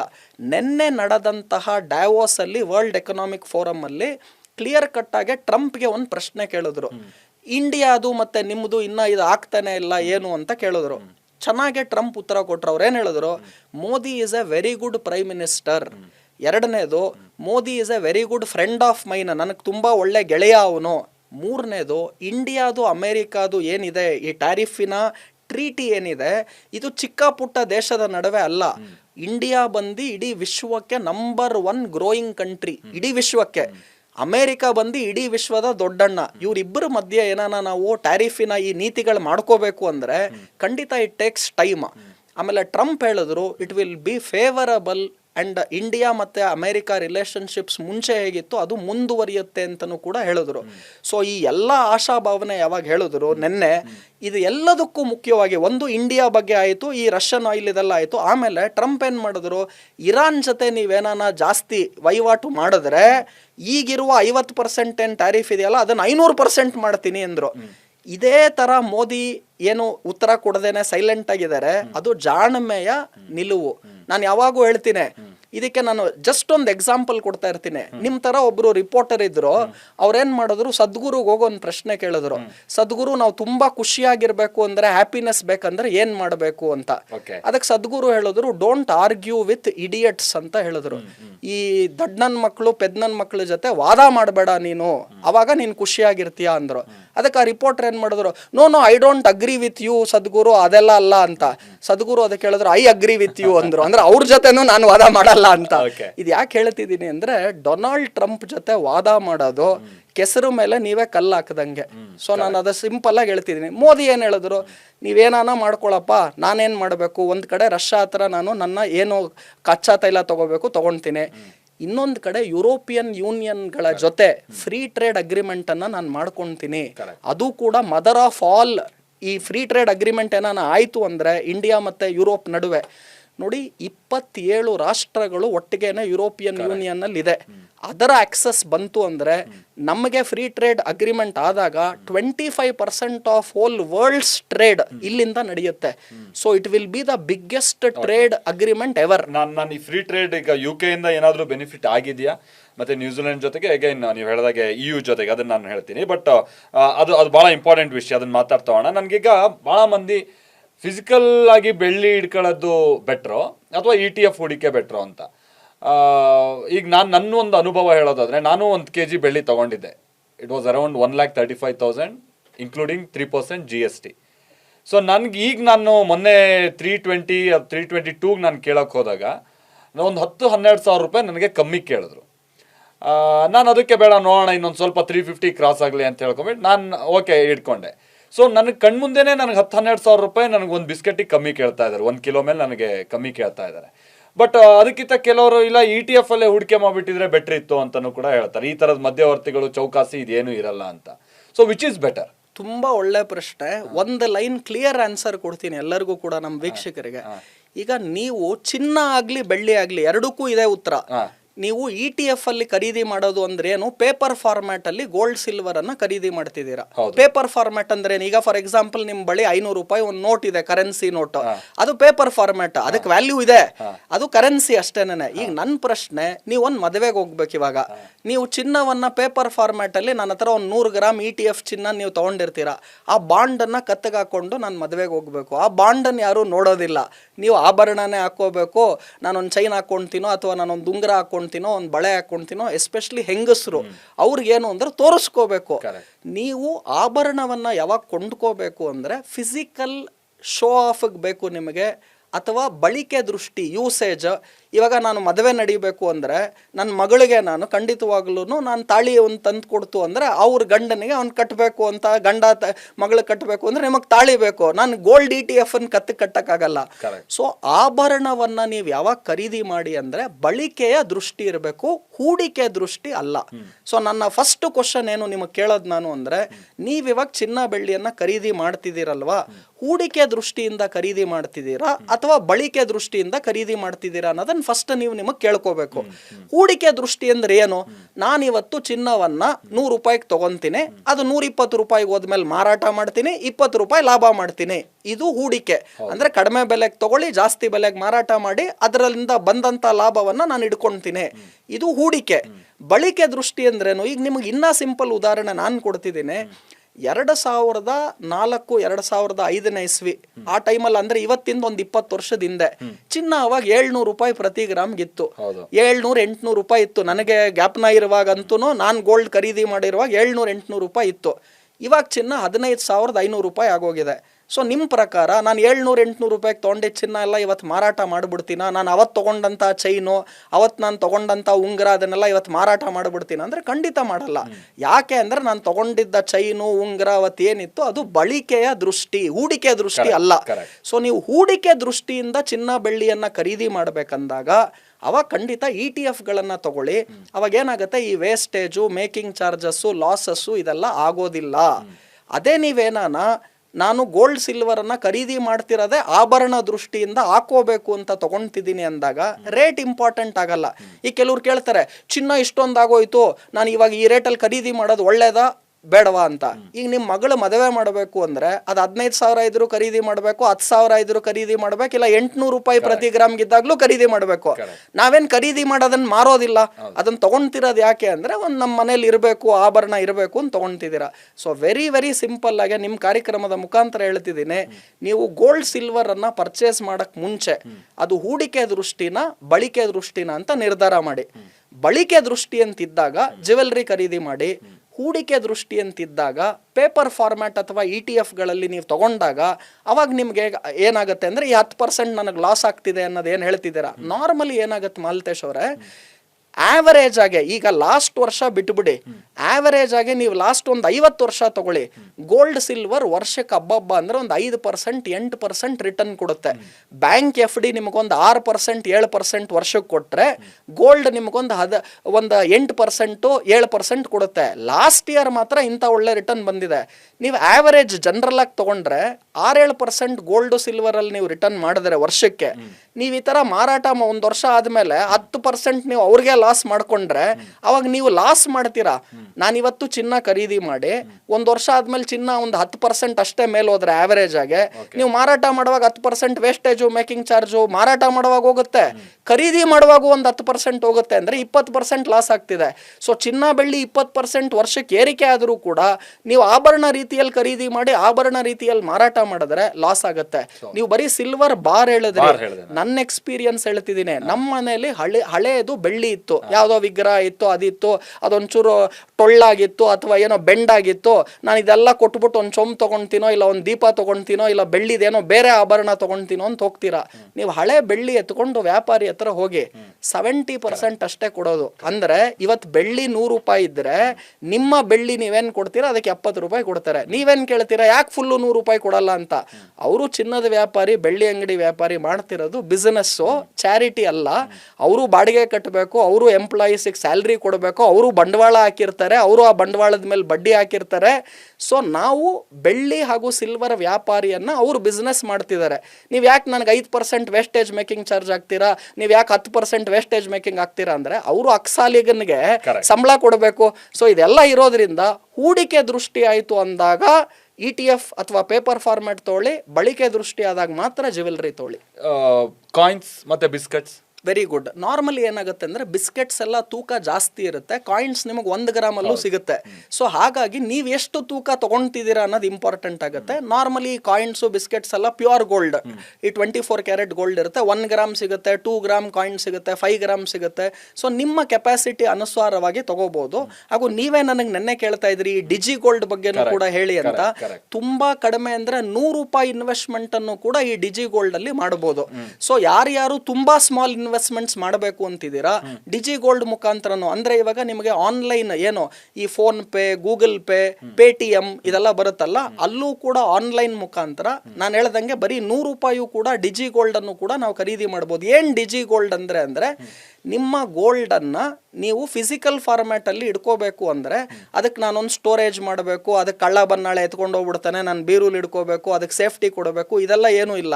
ನೀವೇನು ಗೋಲ್ಡ್ ತಗೊಳ್ತಿದ್ದೀರಾ ಯಾರ ಹತ್ರ ತೊಗೊಳ್ತೀರಾ ಅಲ್ವಾ. ಇವಾಗ ಫಾರ್ ಎಕ್ಸಾಂಪಲ್ ನಾನು ಹೇಳಿದೆ ಪೇಟಿಎಮ್ ಆಗಿರ್ಬೋದು, ಗೂಗಲ್ ಪೇ ಆಗಿರ್ಬೋದು, ಫೋನ್ ಪೇ ಆಗಿರ್ಬೋದು, ಅವರು ಸೇಫ್ ವಾಲ್ಟ್ಸ್ಗಳಲ್ಲಿ ನಿಮ್ಮ ಚಿನ್ನವನ್ನು ಇಟ್ಟಿರ್ತಾರೆ. ಸೊ ನೀವು ಯಾವಾಗ ಬೇಕಾದರೂ ಗೋಲ್ಡನ್ ಖರೀದಿ ಮಾಡ್ಬೋದು, ಯಾವಾಗ ಬೇಕಾದರೂ ಮಾರಾಟನೂ ಕೂಡ ಮಾಡ್ಬೋದು. ಸ್ಮಾಲ್ ಅಮೌಂಟ್ಸ್ ಮಾಡಬೇಕು ಅನ್ನೋರು ಈ ಡಿಜಿ ಗೋಲ್ಡ್ ಮುಖಾಂತರ ಮಾಡ್ಬೋದು. ಅಥವಾ ಒಂಚೂರು ನಾನು ಫಿಸಿಕಲ್ ಕಾಯಿನ್ಸ್ಗಳನ್ನು ತೊಗೊಳ್ತೀನಿ, ಫಿಸಿಕಲ್ ಕಾಯಿನ್ಸ್ ಎಲ್ಲ ತೊಗೊಂಡಾಗ ನಿಮಗೆ 10% ವೇಸ್ಟೇಜು, ಮೇಕಿಂಗ್ ಚಾರ್ಜ್ ಎಲ್ಲ ಲಾಸ್ ಆಗಲ್ಲ. ಅಲ್ಲಿ ಏನಾಗುತ್ತೆ, ನಿಮಗೆ ಫಿಸಿಕಲ್ ಕಾಯಿನ್ನೂ ಇರುತ್ತೆ ನಿಮ್ಮ ಹತ್ರ ಬೇಕು ಅಂದಾಗ. ಆದರೆ ನೀವು ಹೂಡಿಕೆ ದೃಷ್ಟಿಯಿಂದ ಇದ್ದಾಗ ETF ಗಳಲ್ಲಿ ಮಾಡಿದಾಗ ಏನಾಗುತ್ತೆ ಅಂದ್ರೆ ನೀವು ಮನೇಲಿ ಏನೋ ಕಳ್ಳತನ ಆಗುತ್ತೆ, ನಾನು ಸೆಕ್ಯೂರಿಟಿ ಇಟ್ಕೋಬೇಕು ಅದಕ್ಕೆ ಅಥವಾ ಸೇಫ್ ಆಗಿ ಇಟ್ಕೋಬೇಕು, ಅದೆಲ್ಲ ಏನೂ ಇರೋದಿಲ್ಲ. ಸೊ ಅಂಥವ್ರು ಹೂಡಿಕೆ ದೃಷ್ಟಿಯಲ್ಲಿರೋರು ETF ಅಲ್ಲಿ ಮಾಡೋದು ಒಳ್ಳೇದು. ಈ ಡಿಜಿ ಗೋಲ್ಡ್ ಎಷ್ಟು ಸೇಫ್ ಅಂತ ಈಗ ಸೆಬಿ ಕೆಳಗೆ ಅವರು ಲಿಸ್ಟ್ ಆಗಿರಲ್ಲ. ಸೊ ಡಿಜಿ ಗೋಲ್ಡ್ ಅಂತ ಯಾವ್ದಾವ್ದ್ರ ಮೇಲೋ ಇನ್ವೆಸ್ಟ್ ಮಾಡಬೇಡಿ ಅಂತ ಖುದ್ದು ಗೌರ್ಮೆಂಟ್ ಕೆಲ ಸಜೆಷನ್ಸ್ ನ ಕೊಡ್ತಾ ಇದೆ. ತುಂಬಾ ಒಳ್ಳೆ ಪ್ರಶ್ನೆ. ಇಲ್ಲಿ ನಾನು ಹೆಸರು ಹೇಳುವಾಗ್ಲೂ ನಿಮ್ಗೆ ಹೇಳಿದೆ, ಪೇಟಿಎಂ ಹೇಳಿದೆ, ಫೋನ್ ಪೇ ಹೇಳಿದೆ, ಗೂಗಲ್ ಪೇ ಹೇಳಿದೆ. ಈ ತರ ಒಂದು 500 ಜನ ಇದ್ದಾರೆ. ಆಮೇಲೆ ಈ ಆನ್ಲೈನ್ ಫ್ರಾಡ್ ಎಷ್ಟಾಗಿದೆ ಅಂದ್ರೆ, ನೀವು ತುಂಬಾ ಒಳ್ಳೆ ಪ್ರಶ್ನೆ ಮಾಲ್ತೇಶ್ವರ ಕೇಳ್ತಿದ್ದೀರಾ. ಈ ಆನ್ಲೈನ್ ಫ್ರಾಡ್ ಎಷ್ಟಾಗಿದೆ ಅಂದ್ರೆ, ಯಾರೋ ಒಬ್ಬ ಅವನು ವೆಬ್ಸೈಟ್ ಓಪನ್ ಮಾಡ್ಕೊಳ್ತಾನೆ, ಅವನು ಈ ತರ ಅಡ್ವರ್ಟೈಸ್ಮೆಂಟ್ ಎಲ್ಲ ಕೊಡ್ತಾನೆ. ಆಮೇಲೆ ಅವನೇನ್ ಮಾಡ್ತಾನೆ, ನೀವು ನಮ್ಮಲ್ಲೇ ಗೋಲ್ಡ್ ಇನ್ವೆಸ್ಟ್ಮೆಂಟ್ ಮಾಡಿ ಅಂತಾನು ಕೂಡ ಹೇಳ್ತಾನೆ. ನೀವು ಅಮೌಂಟ್ ಕೊಡ್ತೀರಾ, ಕೊಟ್ಟಿದ್ಮೇಲೆ ಅಷ್ಟೇ ಕೊಟ್ಟವನ್ ಕೊಡಂಗಿ ಇಸ್ಕೊಂಡವನ್ ವೀರಭದ್ರ ಅಂತ ಇದು ದುಡ್ಡೆಲ್ಲ ಹೋಗ್ಬಿಡುತ್ತೆ. ಸೊ ಸುಮ್ಮನೆ ಆನ್ಲೈನ್ ಅಲ್ಲಿ ಯಾವ್ಯಾವ್ದೋ ಪ್ಲಾಟ್ಫಾರ್ಮ್ಗಳಲ್ಲಿ ಖಂಡಿತವಾಗ್ಲೂ ಈ ತರ ಡಿಜಿ ಗೋಲ್ಡ್ ಅನ್ಕೊಂಡು ಅಥವಾ ಬೇರೆ ಯಾವುದೇ ಹೂಡಿಕೆಗಳನ್ನ ಮಾಡಕ್ ಹೋಗಬೇಡಿ. ಎಲ್ಲೇ ನಿಮಗೆ ಹೆವಿ ರಿಟರ್ನ್ಸ್ ಗಳನ್ನ ಕಡಿಮೆ ಟೈಮಲ್ಲಿ ಕೊಡ್ತೀನಿ ಅಂತ ಹೇಳ್ತಾರೋ ಅದು ಫ್ರಾಡ್, ಅಲ್ಲಿ ಖಂಡಿತ ಹೋಗಬೇಡಿ. ಆಮೇಲೆ ಇನ್ನೊಂದು ಕೂಡ ಹೇಳ್ತೀನಿ, ನೀವು ಇದು ಕೇಳ್ತಿರೋದ್ರಿಂದ ಇವಾಗ ಏನ್ ಮಾಡಿದ್ದಾರೆ ಅಂದ್ರೆ, ನಿರ್ಮಲಾ ಸೀತಾರಾಮನ್, ನಾರಾಯಣ್ ಮೂರ್ತಿ ಇಂಥವ್ರ ಯಾವುದೋ ಒಂದು ವಿಡಿಯೋ TV ಪ್ರೋಗ್ರಾಮ್ದಲ್ಲಿ ಅವ್ರು ಕೊಟ್ಟಿರೋ ವಿಡಿಯೋನ ತಗೊಳ್ತಾರೆ. AI ಬಳಕೆ ಮಾಡಿಬಿಟ್ಟು ಅವರ ವಾಯ್ಸೇ ಬರುತ್ತೆ. ಅವರ ವಾಯ್ಸಲ್ಲಿ ಏನು ಹೇಳ್ತಾರೆ, ನಾನು ಈ ಸಂಸ್ಥೆಯಲ್ಲಿ ಇದ್ದೀನಿ, ನೀವು ಇಲ್ಲಿ ಹೂಡಿಕೆ ಮಾಡಿ, ನಾನು 1 ಲಕ್ಷ ಹಾಕಿದೆ, ಇಲ್ಲಿ 1.5 ಲಕ್ಷ ಕೇವಲ 2 ತಿಂಗಳಲ್ಲಿ ಆಗೋಯ್ತು, ಸೊ ನೀವು ಕೂಡ ನಿಮ್ಮ ಅಕೌಂಟ್ಗೆ ಈ ನಂಬರ್ಗೆ ಡೆಪಾಸಿಟ್ ಮಾಡಿ ಅಂದ್ಬಿಟ್ಟು ಬರ್ತಾರೆ. ಜನ ಏನು ಮಾಡ್ತಾರೆ, ನಾರಾಯಣ್ ಮೂರ್ತಿ ಹೇಳ್ತಾ ಇದ್ದಾರೆ, ನಿರ್ಮಲಾ ಸೀತಾರಾಮನ್ ಹೇಳ್ತಾ ಇದ್ದಾರೆ, ನಾರಾಯಣ್ ಮೂರ್ತಿ ಬಿಟ್ಬಿಡಿ, ರುದ್ರಮೂರ್ತಿನೇ ಬಂದ್ಬಿಟ್ಟಿದೆ. ಸೊ ಅವ್ರೇನು ನಾಳೆ ಏನು ಮಾಡ್ತಾರೆ, ಮಾಲ್ತೇಶು ರುದ್ರಮೂರ್ತಿ ಈ ಪ್ರೋಗ್ರಾಮ್ ಮಾಡ್ತಿದ್ದೀವಾ, ಈ ವಿಡಿಯೋ ಯೂಟ್ಯೂಬಲ್ಲೋ ಎಲ್ಲೋ ಅವ್ರಿಗೆ ಸಿಗುತ್ತಾ, ಇಲ್ಲ ನಿಮ್ಮ ಆನ್ಲೈನಲ್ಲಿ ಸಿಗುತ್ತಾ, ನಾವು ಮಾತಾಡ್ತಿರೋದನ್ನೇ ತಗೊಂಡು ನನ್ನ ವಾಯ್ಸು ನಿಮ್ಮ ವಾಯ್ಸ್ನೇ ತಗೊಂಡು ಮಾಲ್ತೇಶ್ ಪ್ರಶ್ನೆ ಕೇಳ್ತಾರೆ, ಈಗ ನಾವು ಈ ಡಿಜಿ ಗೋಲ್ಡ್ ಇಂಥ ಇದರಲ್ಲಿ ಹೂಡಿಕೆ ಮಾಡೋದು ಒಳ್ಳೇದಾ ರುದ್ರಮೂರ್ತಿ ಅವರೇ ಅಂತ ನಿಮ್ಮ ವಾಯ್ಸೇ ಬರುತ್ತೆ. ಬಟ್ ನಾವೇನೋ ಮಾತಾಡಿರ್ತೀವಿ, ನಮ್ಮ ವಾಯ್ಸನ್ನ AI ಉಪಯೋಗಿಸ್ಕೊಂಡು ಕೇಳ್ತಾರೆ. ರುದ್ರಮೂರ್ತಿ ಹೇಳ್ತಾರೆ, ಖಂಡಿತ ಇಲ್ಲಿ ಹಾಕಿ ಹೂಡಿಕೆ 50% ಬಂದ್ಬಿಡುತ್ತೆ 1 ತಿಂಗಳಿಗೆ ಅಂತ. ಜನ ಮಾಲ್ತೇಶ್ ಅವ್ರನ್ನ ರುದ್ರಮೂರ್ತಿ ನೋಡಿ ಹೂಡಿಕೆ ಮಾಡ್ತಾರೆ, ಈ ತರ ಲಾಸ್ ಮಾಡ್ಕೊಂತಾರೆ. ಸೊ ಹಾಗಾಗಿ ಯಾರೇ ಹೇಳಿ, ಇನ್ಕ್ಲೂಡಿಂಗ್ ರುದ್ರಮೂರ್ತಿ ಮಾಲ್ತೇಶ ಹೇಳಿ, ಕಡಿಮೆ ಸಮಯದಲ್ಲಿ ಭಾರಿ ಲಾಭ ರಿಟರ್ನ್ ಮಾಡ್ಬಿಡ್ತೀವಿ ಅಂತ ಎಲ್ಲೇ ಹೇಳಿದ್ರು ಅದು ಫ್ರಾಡು. ಅಲ್ಲಿ ಹೋಗಿ ದುಡ್ಡನ್ನು ಹಾಳು ಮಾಡ್ಕೋಬೇಡಿ. ಅದ್ರ ಬದಲು ಅಟ್ಲೀಸ್ಟ್ ಯಾವುದೋ ಬಡವ್ರ ಮಕ್ಕಳು ವಿದ್ಯಾಭ್ಯಾಸಕ್ಕಾದ್ರೂ ಕೊಡಿ, ತಿರುಪತಿ ತಿಮ್ಮಪ್ಪನಿಗಾದ್ರೂ ಕೊಡಿ, ಅವನೊಂಚೂರು ಆದ್ರೂ ನಿಮ್ಗೆ ಏನಾನ ಪುಣ್ಯ ಕೊಡ್ತಾನೆ. ಕರ್ಮ ಓಲ್ಡ್ ಏಜ್ಗೆ ಯಾವ್ದಕ್ಕಾನ ಹೋಮ್ಸ್ಗಳಿಗಾನ ಕೊಡಿ, ಅದರಿಂದ ಪುಣ್ಯನ ಬರುತ್ತೆ. ಈ ತರ ಫ್ರಾಡ್ಗಳಿಗೆ ದುಡ್ಡು ಕೊಟ್ರೆ ಏನೂ ಬರೋದಿಲ್ಲ ಅಂತ ಹೇಳ್ತೀನಿ. ಈಗ ಸರ್, ಭಾರತದಲ್ಲಿರೋ ಚಿನ್ನ ಎಷ್ಟು ಅಂತ ನಾವೆಲ್ಲ ಭಾರತ ಶ್ರೀಮಂತನ ಈಗ ಯಾಕೆ ಅಂತ ಅಂದ್ರೆ ಬಹುಶಃ ಬೇರೆ ದೇಶಗಳಿಗೆ ಹೋಲಿಸ್ಕೊಂಡ್ರೆ ನಾವು ಭಾರತದಲ್ಲಿ ಚಿನ್ನವನ್ನ ಇನ್ವೆಸ್ಟ್ಮೆಂಟ್ ಪರ್ಪೋಸ್ಗಿಂತನೂ ಕೂಡ ಆಭರಣ ದೃಷ್ಟಿಯಲ್ಲಿ ನಾವು ಕೊಂಡು ಬಹಳ ಇಟ್ಕೊಂಡಿದ್ದಾರೆ. ಈಗ ಯಾರೋ ಒಬ್ಬ ಏನೋ ಇಲ್ಲ ಅಂದೋನು ಕೂಡ ಒಂದು ಜುಮ್ಕಿನೋ ಮತ್ತೊಂದು ಏನೋ ಒಂದು ಅವ್ರ ಮೇಲೆ ಒಂದು 20-30 ಗ್ರಾಮ್ ಅಷ್ಟು ಚಿನ್ನ ಇದೆ. ಸೊ ಭಾರತದಲ್ಲಿರುವಂತ ಚಿನ್ನ ಎಷ್ಟು ಹಾಗಾದ್ರೆ ಅಂತ? ಮಾಲ್ತೇಶ್ ಅವರೇ, ನೀವು ಎಷ್ಟು ಕ್ವಶನ್ಸ್ಗಳನ್ನು ಪ್ರಿಪೇರ್ ಮಾಡಿ ನೀವು ನನಗೆ ಕೇಳಿದ್ರಿ ಅಂದ್ರೆ ಇದಕ್ಕೆ ಆನ್ಸರ್ ಹುಡುಕಕ್ ನಂಗೆ ಭಾರಿ ಟೈಮ್ ಆಗೋಗಿದೆ. ಆಮೇಲೆ ಡೇಟಾನು ಅಷ್ಟು ಕಲೆಕ್ಟ್ ಮಾಡಿದ್ದೀನಿ. ನೋಡಿ, 34,500 ಟನ್ ಚಿನ್ನ ಭಾರತ ದೇಶದಲ್ಲಿ ಇದೆ. 34,500 ಟನ್ಸ್. ಆಮೇಲೆ ನಿಮ್ಗೆ ಇನ್ನ ಸಿಂಪಲ್ ಮಾಡ್ತಿದ್ದೀನಿ. 1 ಟನ್ ಅಂದ್ರೆ 1000 ಕೆಜಿ. 1000 KG 1 ton. ಕ್ವಿಂಟಾಲ್ ಅಂದ್ರೆ 100 ಕೆಜಿ. ನಾನು ಹೇಳ್ತಿರೋದು 34,500 ಟನ್ ಅಷ್ಟು ಚಿನ್ನ ನಮ್ಮ ಭಾರತ ದೇಶದ ಹೌಸ್ ಹೋಲ್ಡ್ ಟೆಂಪಲ್ಸ್, ಜನಸಾಮಾನ್ಯರು ಮತ್ತೆ ಟೆಂಪಲ್ಸ್ ಮತ್ತೆ ಅದು ರಿಚ್ ಇರೋರು ಯಾರನ್ನ ಆಗಿರ್ಬೋದು, ಅಷ್ಟು ಚಿನ್ನ ಇದೆ. ಆದ್ರೆ ದೇಶದಲ್ಲಿ ಮೈನ್ ಆಗಿ ನಾವು ನೋಡೋದೇನು ಅಂದ್ರೆ ರಿಸರ್ವ್ ಬ್ಯಾಂಕ್ ಆಫ್ ಇಂಡಿಯಾ ಆತರ ಎಷ್ಟು ಚಿನ್ನ ಇದೆ. ನಾರ್ಮಲಿ ಸೆಂಟ್ರಲ್ ಗೌರ್ಮೆಂಟ್ ಏನ್ ಚಿನ್ನ ಇಟ್ಕೊಳಲ್ಲ. ಅಂದ್ರೆ ದೇಶದ ಸೆಂಟ್ರಲ್ ಬ್ಯಾಂಕ್ ಯಾವುದು ನಮಗೆ? Reserve bank of India. ಅವ್ರ ಹತ್ರ ಎಷ್ಟು ಚಿನ್ನ ಇದೆ ನೋಡಿ. ನಿಮ್ಮ ಪ್ರಶ್ನೆಗೆ 2 ಉತ್ತರ ಕೊಡ್ತಿದ್ದೀನಿ. ಭಾರತ ದೇಶದಲ್ಲಿ ಇರುವಂತಹ ಚಿನ್ನ ಎಲ್ಲರ ಜನರ ಹತ್ರ, ಅವರು ಸಾಹುಕಾರರಾಗ್ಲಿ, ಮುಖೇಶ್ ಅಂಬಾನಿ ಆಗ್ಲಿ, ಗೌತಮ್ ಅದಾನಿ ಆಗ್ಲಿ, ರುದ್ರಮೂರ್ತಿ ಆಗ್ಲಿ, ಮಾಲ್ತೇಶ್ ಆಗ್ಲಿ, ಎಲ್ಲರ ಹತ್ರ ಸೇರಿಸಿ ಒಟ್ಟಾರೆ ಹತ್ತತ್ರ 34,500 ಟನ್ ಚಿನ್ನ ಇದೆ. ಇದನ್ನ ನೀವು ಇವತ್ತಿನ ಚಿನ್ನದ ಬೆಲೆಗೆ ಕನ್ವರ್ಟ್ ಮಾಡಿದ್ರೆ ಎಷ್ಟಾಗತ್ತೆ ಅಂತ ನೀವು ನೋಡಿದ್ರೆ $5.7 ಟ್ರಿಲಿಯನ್ ಡಾಲರ್ಗಳಾಗತ್ತೆ. $5.7 trillion dollar. ಅಲ್ಲ, ನೀವು ಯೋಚನೆ ಮಾಡಬೇಡಿ. ಯಾಕೆ ಹೇಳ್ತಿದ್ದೀನಿ ಅಂದ್ರೆ ಭಾರತ ದೇಶದ GDP ಎಷ್ಟು ಅಂತ ನೀವು ನೋಡಿದ್ರೆ $4.5 ಟ್ರಿಲಿಯನ್ ಇದೆ. ಅಂದ್ರೆ ಭಾರತ ದೇಶದ GDP-ಗೂ ಜಾಸ್ತಿ ಚಿನ್ನದ ವ್ಯಾಲ್ಯೂ ಇದೆ. ಷೇರು ಮಾರುಕಟ್ಟೆ 24 ವರ್ಷದಿಂದ ಶೇರ್ ಮಾರ್ಕೆಟ್ ನೋಡ್ತೀನಿ. ಶೇರ್ ಮಾರುಕಟ್ಟೆಯಲ್ಲಿ ಟೋಟಲ್ ಮನಿ ಇವತ್ತು ಎಷ್ಟಿದೆ ಅಂತ ನೀವು ನೋಡಿದ್ರೆ $5 ಟ್ರಿಲಿಯನ್ ಇದೆ. ಟ್ರಿಲಿಯನ್ ಅಂದ್ರೆ 1 ಲಕ್ಷ, 1 ಲಕ್ಷ ಕೋಟಿ, 1 ಟ್ರಿಲಿಯನ್ ಅಂದ್ರೆ 5 ಟ್ರಿಲಿಯನ್ ಡಾಲರ್ಗಳು ಇವತ್ತು ಭಾರತ ದೇಶದ ಶೇರ್ ಮಾರ್ಕೆಟ್ ವ್ಯಾಲ್ಯೂ ಟೋಟಲ್. ಅದಕ್ಕೂ ಜಾಸ್ತಿ ಯಾವುದು ಅಂದ್ರೆ ಚಿನ್ನ ಇರೋದು $5.7 ಟ್ರಿಲಿಯನ್ ಹೌಸ್ ಹೋಲ್ಡ್ ಚಿನ್ನ. RBI ಹತ್ರ ಎಷ್ಟಿದೆ ಅಂತ ತಾವು ನೋಡಿದ್ರೆ 880 ಟನ್ಗಳ ಚಿನ್ನ ಇದೆ. ಕಡಿಮೆ ಅಂದ್ರೆ 1000 ಟನ್ಗೂ ಕಡಿಮೆ ಇದೆ. ನಾನು ಹೇಳಿದ್ದು 34,500 ಟನ್ನು ಜನರ ಹತ್ರ ಇದೆ. RBI ಹತ್ರ ಎಷ್ಟಿದೆ? ರೀಸೆಂಟ್ ಅಂಶ ತಾವು ನೋಡೋದಾಯ್ತು ಅಂದ್ರೆ ಡೇಟಾ ಅಂಕಿ ಅಂಶ ನೋಡಿದ್ರೆ 880 ಟನ್ ಇದೆ. ಇದು RBI ಹತ್ರ ಇರೋದು. ಭಾರತ ದೇಶದ ಸರ್ಕಾರ ಅಥವಾ RBI ಹತ್ರ ಇರೋದು ಇಷ್ಟು. ಆಮೇಲೆ ಅಮೆರಿಕ ದೇಶದಲ್ಲಿ ಎಷ್ಟಿದೆ ಅಂದ್ರೆ ಹತ್ತತ್ರ 8,200 ಟನ್ ಇದೆ. ಇದು ಯಾಕೆ ಹೇಳ್ತಿದ್ದೀನಿ ಅಂದ್ರೆ ಕರೆಕ್ಟ್ ಆಗಿ ಹೇಳಿದ್ರಿ ಮಾಲ್ತೇಶ್ ಅವ್ರೆ. 8,200 ಟನ್ ಅಮೆರಿಕ ದೇಶದಲ್ಲಿದ್ರೆ ನಮ್ಮ ಹತ್ರ ಇರೋದು 880 ಟನ್ ಅಂದ್ರೆ 900 ಟನ್ ಅನ್ಕೊಳ್ಳಿ. ಆದ್ರೆ ನಮ್ಮ ಹೌಸ್ ಹೋಲ್ಡ್ ಹತ್ರ ಏನಿದೆ ಚಿನ್ನ ಅಲ್ವಾ, ಅದು ಇಡೀ ಅಮೆರಿಕ ಹೌಸ್ ಹೋಲ್ಡ್ ಹತ್ರನೂ ಲೆಕ್ಕ ಹಾಕಿದ್ರೆ ಬರಲ್ಲ. ಆಮೇಲೆ ಟೋಟಲ್ ಆಗಿ ಈ ಚಿನ್ನ ಇರೋದ್ರಿಂದ ನಾನು ಇವತ್ತು ಹೇಳ್ತೀನಿ, ನಮ್ಮ ಹೌಸ್ ಹೋಲ್ಡ್, ನಮ್ಮ ವುಮೆನ್, ನಿಮ್ಮ ತಾಯಿ, ಹೆಂಡತಿ, ಅಕ್ಕ, ತಂಗಿ, ಇವರೆಲ್ಲರೂ ಕೂಡ ಎಸ್ಪೆಷಲಿ ರೂರಲ್ ಏರಿಯಾಲೂ ಕೂಡ ಅವ್ರಿಗೆ ಫಿನಾನ್ಷಿಯಲ್ ಲಿಟ್ರಸಿ ಕಡಿಮೆ ಇರುತ್ತೆ. ಅವ್ರಿಗೆ ಏನೇ ದುಡ್ಡು ಕೊಟ್ರು ಬರೀ ಚಿನ್ನ ಬೆಳ್ಳಿ ಖರೀದಿ ಮಾಡಿ ಮಾಡಿ ಮಾಡಿ they have become the best fund manager. So ನಾವು CA ಓದ್ಬಿಟ್ಟಿದೀನಿ, ನನಗೆ ಇಷ್ಟೊಂದು ನಾಲೆಜ್ ಇದೆ ಅಂದ್ರೂ ನಮ್ಮನ್ನು ಬೀಟ್ ಮಾಡಿದ್ ಯಾರು ಅಂದ್ರೆ ನಮ್ಮ ಹೌಸ್ ಹೋಲ್ಡ್. ಖುಷಿ ಏನು ಅಂದ್ರೆ ನಮ್ಮ ತಾಯಿ, ನಮ್ಮ ತಂಗಿ ಮತ್ತೆ ನನ್ನ ಹೆಂಡತಿ, ನಮ್ಮ ಅಕ್ಕ ಬೀಟ್ ಮಾಡಿದ್ರು ಅಂದ್ರೆ ಖುಷಿನೇ. ಅದ್ರ ಒಂದ್ ನಾವೇನ್ ತಿಳ್ಕೋಬೇಕು, ಲಾಸ್ಟ್ 100 ವರ್ಷದ ಇತಿಹಾಸದಲ್ಲಿ ಗೋಲ್ಡ್ ಏನ್ ರಿಟರ್ನ್ ಕೊಡ್ತು, ಸಿಲ್ವರ್ ಏನ್ ರಿಟರ್ನ್ ಕೊಡ್ತು, ಸೆನ್ಸೆಕ್ಸ್ ಏನ್ ರಿಟರ್ನ್ ಕೊಡ್ತು ತಗೊಳ್ಳಿ. ನನ್ನ ಹತ್ರ ಇದರ ಅಂಕಿ ಅಂಶಗಳನ್ನ ನಿಮಗೆ ಈಸಿಯಾಗಿ ಎಲ್ಲರಿಗೂ ಅರ್ಥ ಆಗೋ ತರ ಹೇಳ್ತೀನಿ. 1986 ಅವಾಗ ಸೆನ್ಸೆಕ್ಸ್ ಶುರು ಆಗಿದ್ದು 1986. ಅವಾಗ 100 ಇತ್ತು ಸೆನ್ಸೆಕ್ಸ್, 100 ಪಾಯಿಂಟ್ಸ್ ಇತ್ತು ಸೆನ್ಸೆಕ್ಸ್. ಇವತ್ತು ಸೆನ್ಸೆಕ್ಸ್ 82,000 ದಾಟಿದೆ. ಅಂದ್ರೆ 100 ಇದ್ದ ಸೆನ್ಸೆಕ್ಸ್ 82,000 ದಾಟಿದೆ. ಇದು ಯಾವಾಗ ಅಂದ್ರೆ 1986ರಲ್ಲಿ 100 ಇತ್ತು, ಇವಾಗ 82,000 ದಾಟಿದೆ. ಡಿವಿಡೆಂಟ್ ಅನ್ನ ನಾನು ಲೆಕ್ಕಾನೇ ಆಗ್ತಿಲ್ಲ. ಶೇರ್ಸ್ ಗಳಲ್ಲಿ ನಿಮಗೆ ಡಿವಿಡೆಂಟ್ ಬರುತ್ತೆ, ಅದು ಬಿಟ್ಬಿಡಿ. ಗೋಲ್ಡ್ ಎಷ್ಟಿತ್ತು 1996 ಅಲ್ಲಿ ಅಂತ ನಿಮಗೆ ಹೇಳ್ತೀನಿ. ಹಾಗೂ ಸಿಲ್ವರ್ ಎಷ್ಟಿತ್ತು ಅನ್ನೋದು ಕೂಡ ಹೇಳ್ತೀನಿ. ಗೋಲ್ಡು 24 ಕ್ಯಾರೆಟ್ ಚಿನ್ನ 2150 ರೂಪಾಯಿ ಇತ್ತು, 2150 ಇತ್ತು. ನನಗೆ ತಿಳಿದಂಗೆ ಇದು 10 ಗ್ರಾಮ್ಸ್ ಗೋಲ್ಡ್, 1 ಗ್ರಾಮ್ ಅಲ್ಲ, 10 ಗ್ರಾಮ್ ಗೋಲ್ಡು 24 ಕ್ಯಾರೆಟ್ ಗೋಲ್ಡು 2150 ರೂಪಾಯಿ ಇತ್ತು. ಈಗ ಎಷ್ಟಿದೆ 10 ಗ್ರಾಮ್ ಗೋಲ್ಡ್ ಅಂತ ತಾವು ನೋಡೋದಾದ್ರೆ ಹತ್ತತ್ರ 1,54,500 ಇದೆ, 1,55,000 ಅಂತಾನೆ ಇಟ್ಕೊಳ್ಳಿ. ಬೆಳ್ಳಿ ಎಷ್ಟಿತ್ತು ಅಂತ ನೀವು ನೋಡೋದಾದ್ರೆ 4,000 ರೂಪಾಯಿ ಇತ್ತು ಕೆಜಿಗೆ. ಯಾವಾಗ 1986ರಲ್ಲಿ 4,000 ರೂಪಾಯಿ ಇತ್ತು ಬೆಳ್ಳಿ. ಈಗ ಎಷ್ಟಾಯ್ತು ಬೆಳ್ಳಿ ಅಂದ್ರೆ 3,25,000 ಆಗಿದೆ. ಇದೆಲ್ಲ ಸಿಂಪ್ಲಿಫೈಡ್ ಮಾಡಿ ನಿಮ್ಗೆ ಹೇಳ್ತಿದ್ದೀನಿ. ಪರ್ಸೆಂಟೇಜ್ ಅಲ್ಲಿ ನೀವು ನೋಡೋದಾದ್ರೆ ಗೋಲ್ಡ್ ಹತ್ತತ್ರ 7,000% ರಿಟರ್ನ್ ಅನ್ನ 1986 ಇಂದ ಇವಾಗವರೆಗೂ ಕೊಟ್ಟಿದೆ. ಎಷ್ಟು? 7,000% ರಿಟರ್ನ್. ಸಿಲ್ವರ್ 1986 ಇಂದ ಇವಾಗವರೆಗೂ ಎಷ್ಟು ರಿಟರ್ನ್ ಕೊಟ್ಟಿದೆ ಅಂದ್ರೆ 8,000% ರಿಟರ್ನ್ ಕೊಟ್ಟಿದೆ. ಅಂದ್ರೆ ಗೋಲ್ಡ್ಗೂ ಸಿಲ್ವರ್ಗೆ ಅಷ್ಟೇನು ವ್ಯತ್ಯಾಸ ಇಲ್ಲ. ಸೆನ್ಸೆಕ್ಸ್ ಎಷ್ಟು ರಿಟರ್ನ್ ಕೊಡ್ತು ಶೇರ್ ಮಾರ್ಕೆಟ್ ಅಂದ್ರೆ 100 ಇದ್ದಿದ್ದು 82,000 ಆಯ್ತು ಅಂದ್ರೆ 82,000% ರಿಟರ್ನ್ ಕೊಡ್ತು. ಅಂದ್ರೆ ನೀವೇ ಹೇಳ್ತಿದ್ದೀರಾ ಬೆಳ್ಳಿ ಕೊಟ್ಟಿರೋದು 8,000%, ಸೆನ್ಸೆಕ್ಸ್ ಕೊಟ್ಟಿರೋದು 82,000%. ಅಂದ್ರೆ ಬೆಳ್ಳಿಯ 10 ಪಟ್ಟು ರಿಟರ್ನ್ ಅನ್ನ ಕೊಟ್ಟಿರೋದು ಯಾವುದು ಅಂದ್ರೆ ಶೇರ್ ಮಾರ್ಕೆಟ್. ಬಟ್ ಆಯ್ದ ಶೇರ್ಗಳು ಅಂತ ನಾವ್ ಲೆಕ್ಕ ಇಟ್ಕೊಬಹುದು. ಇಲ್ಲಿ ಏನಾಗಿದೆ, ಎಂತ ಒಳ್ಳೆ ಪ್ರಶ್ನೆ ತಿರ್ಗಾ ಮಾಲ್ತೇಶ್ ಅವರೇ, ಲೈವ್ ಅಲ್ಲಿ ಕೇಳ್ತೀರಾ ನೀವು ನನಗೆ. ಸೆನ್ಸೆಕ್ಸ್ ಬಂದು ಇಡೀ ಷೇರು ಮಾರ್ಕೆಟಿನ 30 ಆಯ್ದ ಕಂಪನಿಗಳು. ನೀವೇನೂ ರಿಸರ್ಚ್ ಮಾಡಬೇಡಿ. ರುದ್ರಮೂರ್ತಿ ರಿಸರ್ಚ್ ಮಾಡಿದ್ರು, ಅವ್ರು MRF ಶೇರ್ ತಗೊಂಡ್ರು, ಇನ್ಫೋಸಿಸ್ ಶೇರ್ ತಗೊಂಡ್ರು ಅಂದ್ರೆ 82,000% ಆಗ್ತಿರ್ಲಿಲ್ಲ, ಇನ್ನ ಜಾಸ್ತಿ ಆಗೋದು. ಅದೇ ನೀವೇನ ಸತ್ಯಂ ಕಂಪನಿ ತಗೊಂಡಿದ್ರೆ 0 ಆಗ್ಬಿಟ್ಟಿರೋದು, ಕಿಂಗ್ ಫಿಶರ್ ಏರ್ಲೈನ್ ತಗೊಂಡಿದ್ರು 0 ಆಗ್ಬಿಟ್ಟಿರೋದು. ಸೊ ನಾನೇನ್ ಹೇಳ್ತಿದ್ದೀನಿ, ಕಿಂಗ್ ಫಿಶರ್ ಏರ್ಲೈನ್ ಸತ್ಯಂ ಎಲ್ಲ ಹಾಕಿದಿದ್ರೆ ಲಾಸು. ಅದೇ ನೀವು ಇನ್ಫೋಸಿಸ್ MRF ವಿಪ್ರೋ ಹಾಕಿದಿದ್ರೆ ಜಾಸ್ತಿ ಲಾಭ. ಎಲ್ಲ ಬಿಟ್ಬಿಡೋಣ.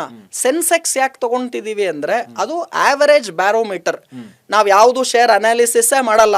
ಬ್ಲೈಂಡ್ ಆಗಿ ಗೋಲ್ಡ್ ETF ಸಿಲ್ವರ್ ETF ಹೇಗ್ ಬರುತ್ತೋ ನಿಫ್ಟಿ ETF ಬರುತ್ತೆ. ಸುಮ್ನೆ ನೀವು ನಿಫ್ಟಿ ಸೆನ್ಸೆಕ್ಸ್ ಅಲ್ಲಿ ಸುಮ್ನೆ ಹೂಡಿಕೆ ಮಾಡಿದ್ರೆ, ನಾನು ನಿಫ್ಟಿ ಯಾಕೆ ತಗೊಂತಿಲ್ಲ ಅಂದ್ರೆ 1986 ಅಲ್ಲಿ ನಿಫ್ಟಿ ಇರ್ಲಿಲ್ಲ. ಸೊ 1986 ಅಲ್ಲಿ ಸೆನ್ಸೆಕ್ಸ್ ಇತ್ತು, 100 ಅಂಕ ಇತ್ತು. 100 ಅಂಕ ಸೆನ್ಸೆಕ್ಸ್ ಡಿವಿಡೆಂಟ್ ಇಲ್ದೆ 82,000 ಹೋಯ್ತು. ಎಷ್ಟು ರಿಟರ್ನ್ ಆಯ್ತು ಅಂದ್ರೆ 100 ಇದ್ದಿದ್ದು 82,000 ಅಂದ್ರೆ 82,000% ರಿಟರ್ನ್. ಅದೇ ಸಿಲ್ವರ್ ಕೆಜಿಗಿದ್ದಿದ್ದು 4,000 1986 ಅಲ್ಲಿ.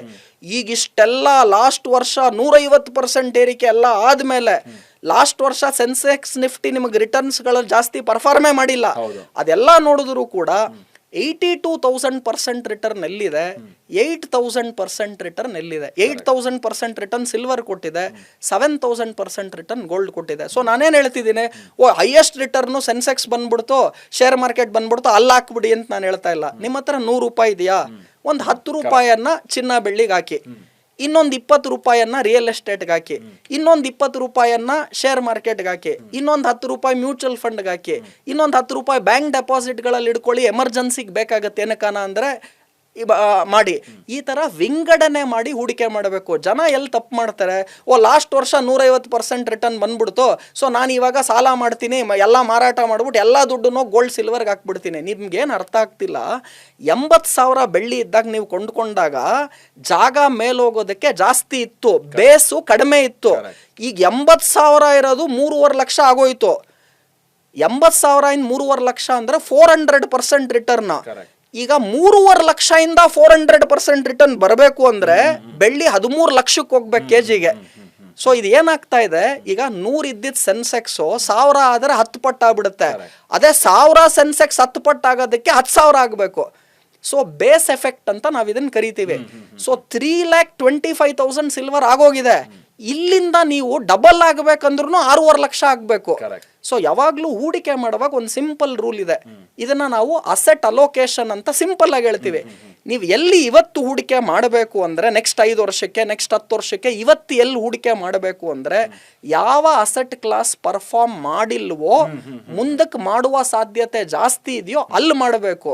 ಆಲ್ರೆಡಿ ಇಷ್ಟೊಂದು ರಿಟರ್ನ್ ಗಳನ್ನ ಕೊಟ್ಟಿರೋದಕ್ಕೆ ಹೂಡಿಕೆ ದೃಷ್ಟಿಯಿಂದ ಮಾಡಬೇಡಿ. ನಾನು ಕೂಡ ಈ ರೇಟ್ಸ್ ಅಲ್ಲೂ ಚಿನ್ನ ಬೆಳ್ಳಿ ಬಳಕೆ ದೃಷ್ಟಿಯಿಂದ ಕೊಂಡ್ಕೊಂತಿದ್ದೀನಿ. ಹಬ್ಬ ಬಂತು ಬಂತು, ನ್ಯೂ ಇಯರ್ ಬಂತು, ಬರ್ತ್ಡೇ ಬಂತು, ಅಕ್ಷಯ ತೃತೀಯ ಬಂತು ಅಂದ್ರೆ ನಮ್ಮ ತಾಯಿಗೆ ಶೇರ್ಸ್ ಕೊಡ್ತೀನಿ ಅಂದ್ರೆ ಬೇಡ ಅಂತಾರೆ. ನನಗೇನಿದ್ರು ಗೋಲ್ಡೇ ಬೇಕು, ನನ್ ಗೋಲ್ಡ್ ನೆಕ್ಲೆಸ್ ಕೊಡ್ಸು, ಬ್ಯಾಂಗಲ್ ಕೊಡ್ಸು ಅಂತ ತಾಯಿನೂ ಹೇಳೋದು, ಹೆಂಡ್ತಿನೂ ಹೇಳೋದು. ಅದು ಬಳಿಕೆ ದೃಷ್ಟಿ. ಹೂಡಿಕೆ ದೃಷ್ಟಿಯಿಂದ ಒಂದು 10% ಹಾಕಿ 100 ರೂಪಾಯಲ್ಲೇ. ಈ ಲೆವೆಲ್ಸ್ ಗಳಲ್ಲಿ ಜನ ಏನು ಮಾಡ್ತಿದ್ದಾರೆ, ಸಾಲ ಮಾಡಿ ಚಿನ್ನ ಕೊಂಡ್ಕೋ, ಸಾಲ ಮಾಡಿ ಬೆಳ್ಳಿ ಕೊಂಡ್ಕೋ, ಈಗ 3,25,000 ಇದೆ, 10 ಲಕ್ಷ ಆಗ್ಬಿಡುತ್ತೆ. ಆಮೇಲೆ ಈ ಆನ್ಲೈನ್ ಯೂಟ್ಯೂಬ್ಗಳಲ್ಲಿ ಎಲ್ಲರೂ ಬ್ಲೇಸರ್ ಟೈ ಹಾಕೊಂಡು ಒಂದು ಅನಾಲಿಸಿಸ್ ಮಾಡ್ಬಿಡ್ತಾರೆ. ನಾನು ಇದೆಲ್ಲ ನೋಡೇನೆ ಬ್ಲೇಸರ್ ಟೈ ಹಾಕೋದ್ ನಿಲ್ಲಿಸ್ಬಿಟ್ಟಿದ್ದೀನಿ. ಯಾಕಂದ್ರೆ ಇವತ್ತು ನಮ್ಮ ನಾಲೆಡ್ಜ್, ಇವತ್ತು ಮಾಲ್ತೇಶ್ ಅವರ ನಾಲೆಡ್ಜು ಪ್ರಶ್ನೆಗಳು, ರುದ್ರಮೂರ್ತಿಯ ನಾಲೆಡ್ಜ್ ಪ್ರಶ್ನೆಗಳು ಕಾಮನ್ ಮನ್ಗೆ ರೀಚ್ ಆದ್ರೆ ಸಾಕು. ಸೊ ಯಾಕೆ ಇದನ್ನ ಹೇಳ್ತಿದ್ದೀನಿ ಅಂದ್ರೆ, ಈ ಯೂಟ್ಯೂಬ್ ಮತ್ತೆ ಈ ಸೋಷಿಯಲ್ ಮೀಡಿಯಾ ಎಫೆಕ್ಟ್ ಎಷ್ಟಿದೆ ಅಂದ್ರೆ, ಒಂದ್ ಕಡೆ ಇಂತಹ ಒಳ್ಳೆ ಕಾರ್ಯಕ್ರಮಗಳು ಜನಕ್ಕೆ ಬಂದರೂ ಕೂಡ ಮತ್ತೊಂದ್ ಕಡೆ ನೆಗೆಟಿವಿಟಿನೂ ಇದ್ದೇ ಇದೆ. ಸೊ ಹಾಗಾಗಿ ಈ ಲೆವೆಲ್ಸ್ ಅಲ್ಲಿ ಹೂಡಿಕೆ ಮಾಡ್ಬಿಟ್ಟು ಸಾಲ ಮಾಡಿ ಅದಕ್ಕೆ ಬಡ್ಡಿನೂ ಕಟ್ಟಿ ಸಾಲಕ್ಕೆ ನಾನು ಚಿನ್ನ ಬೆಳ್ಳಿಯಲ್ಲಿ ಡಬಲ್ ಮಾಡ್ಕೋಬಿಡ್ತೀನಿ, ಈ ತರ ಮಾಡೋದು ಒಳ್ಳೇದಲ್ಲ. ಸೊ ಇದು ಹೇಗಂದ್ರೆ, ಒಂದು 3 ಕೋಟಿ ರೂಪಾಯಿ ಇನ್ವೆಸ್ಟ್ ಮಾಡಿದ ಮೂವಿ 30 ಕೋಟಿ ಮಾಡಿದ್ರೆ it's a better return than 200 crores ಮಾಡಿರೋ ಮೂವಿ 100 crore ಬಜೆಟ್ ಅಲ್ಲಿರೋ ಮೂವಿ. ಎಕ್ಸಲೆಂಟ್. ಯಾಕಂದ್ರೆ ಪರ್ಸೆಂಟೇಜ್ ರಿಟರ್ನ್ಸ್ ಅನ್ನು ಕೂಡ ನಾವು ನೋಡಬೇಕಾಗುತ್ತೆ, ಬೇಸ್ ಎಫೆಕ್ಟ್ ನೋಡಬೇಕಾಗುತ್ತೆ. ನೀವು ಇನ್ನೊಂದು ಹೇಳಿದ್ರಿ ಸ್ವಲ್ಪ ಈ ನಾನ್ ಪರ್ಫಾರ್ಮಿಂಗ್ ಅಸೆಟ್ಸ್ ಮೇಲೆ ಈಗ ಇನ್ವೆಸ್ಟ್ ಮಾಡಿದ್ರೆ ಕಾಪರ್, ವಾಟ್ ಅಬೌಟ್ ಕಾಪರ್? ಈಗ ಕರೆಕ್ಟ್ ಕಾಪರ್ ಅಗೇನ್ ನೀವು ಹೇಳ್ದಂಗೆ ಸೋಷಿಯಲ್ ಮೀಡಿಯಾದಲ್ಲೆಲ್ಲ ಬಹಳ ಫ್ಯಾನ್ಸಿ ಆಗಿದೆ. ತುಂಬಾ ಒಳ್ಳೆ ಪ್ರಶ್ನೆ ಮಾಲ್ತೇಶ್ ಅವರೇ. ನಾನು ಕೂಡ ಇದ್ರ ಬಗ್ಗೆ ಅಧ್ಯಯನ ಮಾಡಿದೆ. ಈಗ ಹೇಗೆ ಗೋಲ್ಡ್ ETF, ಸಿಲ್ವರ್ ETF ಎಲ್ಲ ಇದೆಯೋ, ನಿಫ್ಟಿ ETF ಶೇರ್ ಮಾರ್ಕೆಟ್ ಅಲ್ಲಿ ಇದೆಯೋ, ಆದ್ರೆ ಕಾಪರ್ ETF ಇಲ್ಲ. ಹೌದು. ನೀವು ಕಾಪರ್ ಅಲ್ಲಿ ನಾರ್ಮಲಿ ಏನಾಗುತ್ತೆ, ಮೆಟಲ್ಸ್ ಹೇಗೆ ಅಂದ್ರೆ ಫಸ್ಟ್ ನಿಮಗೆ ಸಿಲ್ವರ್, ಆಮೇಲೆ ಗೋಲ್ಡ್ ಮೂವ್ ಆಗುತ್ತೆ. ಅದಾದ ನಂತರ ನಿಮಗೆ ಕಾಪರ್ ಮೂವ್ ಆಗುತ್ತೆ, ಅಲ್ಯೂಮಿನಿಯಂ ಮೂವ್ ಆಗುತ್ತೆ.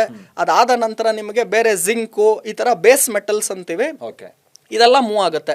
ಸೊ ಈಗ ನೀವು ತುಂಬಾ ಒಳ್ಳೆ ಅನಾಲಿಸಿಸ್ ಮಾಡ್ತಿದ್ದೀರಾ ನೋಡಿ. ನೀವೇನ್ ಹೇಳ್ತಿದ್ದೀರಾ, ಸಿಲ್ವರ್ ಮೂವ್ ಆಯ್ತು, ಗೋಲ್ಡ್ ಮೂವ್ ಆಯ್ತು, ನೆಕ್ಸ್ಟ್ ಯಾವುದು ಕಾಪರ್, ನೆಕ್ಸ್ಟ್ ಯಾವುದು ಅಲ್ಯೂಮಿನಿಯಂ. ಸೊ ಇಲ್ಲಿ ಹೂಡಿಕೆ ಇವತ್ತು ಮಾಡೋದು ಒಳ್ಳೇದಲ್ವಾ? ಖಂಡಿತವಾಗ್ಲೂ ಒಳ್ಳೇದು. ಆದ್ರೆ ನಾವು ಕಾಪರ್ ETF ಇಲ್ಲ, ಸೊ ನಾವು ಹೂಡಿಕೆ ಮಾಡೋದೇ ಕಾಪರ್ ಅಲ್ಲಿ ನೇರವಾಗಿ ಆಗಲ್ಲ. ಆದ್ರೆ ನೀವೇನ್ ಮಾಡಬಹುದು, ಶೇರ್ ಮಾರ್ಕೆಟ್ ಅಲ್ಲಿ ಈ copper ಕಂಪನಿಗಳಿದೆ.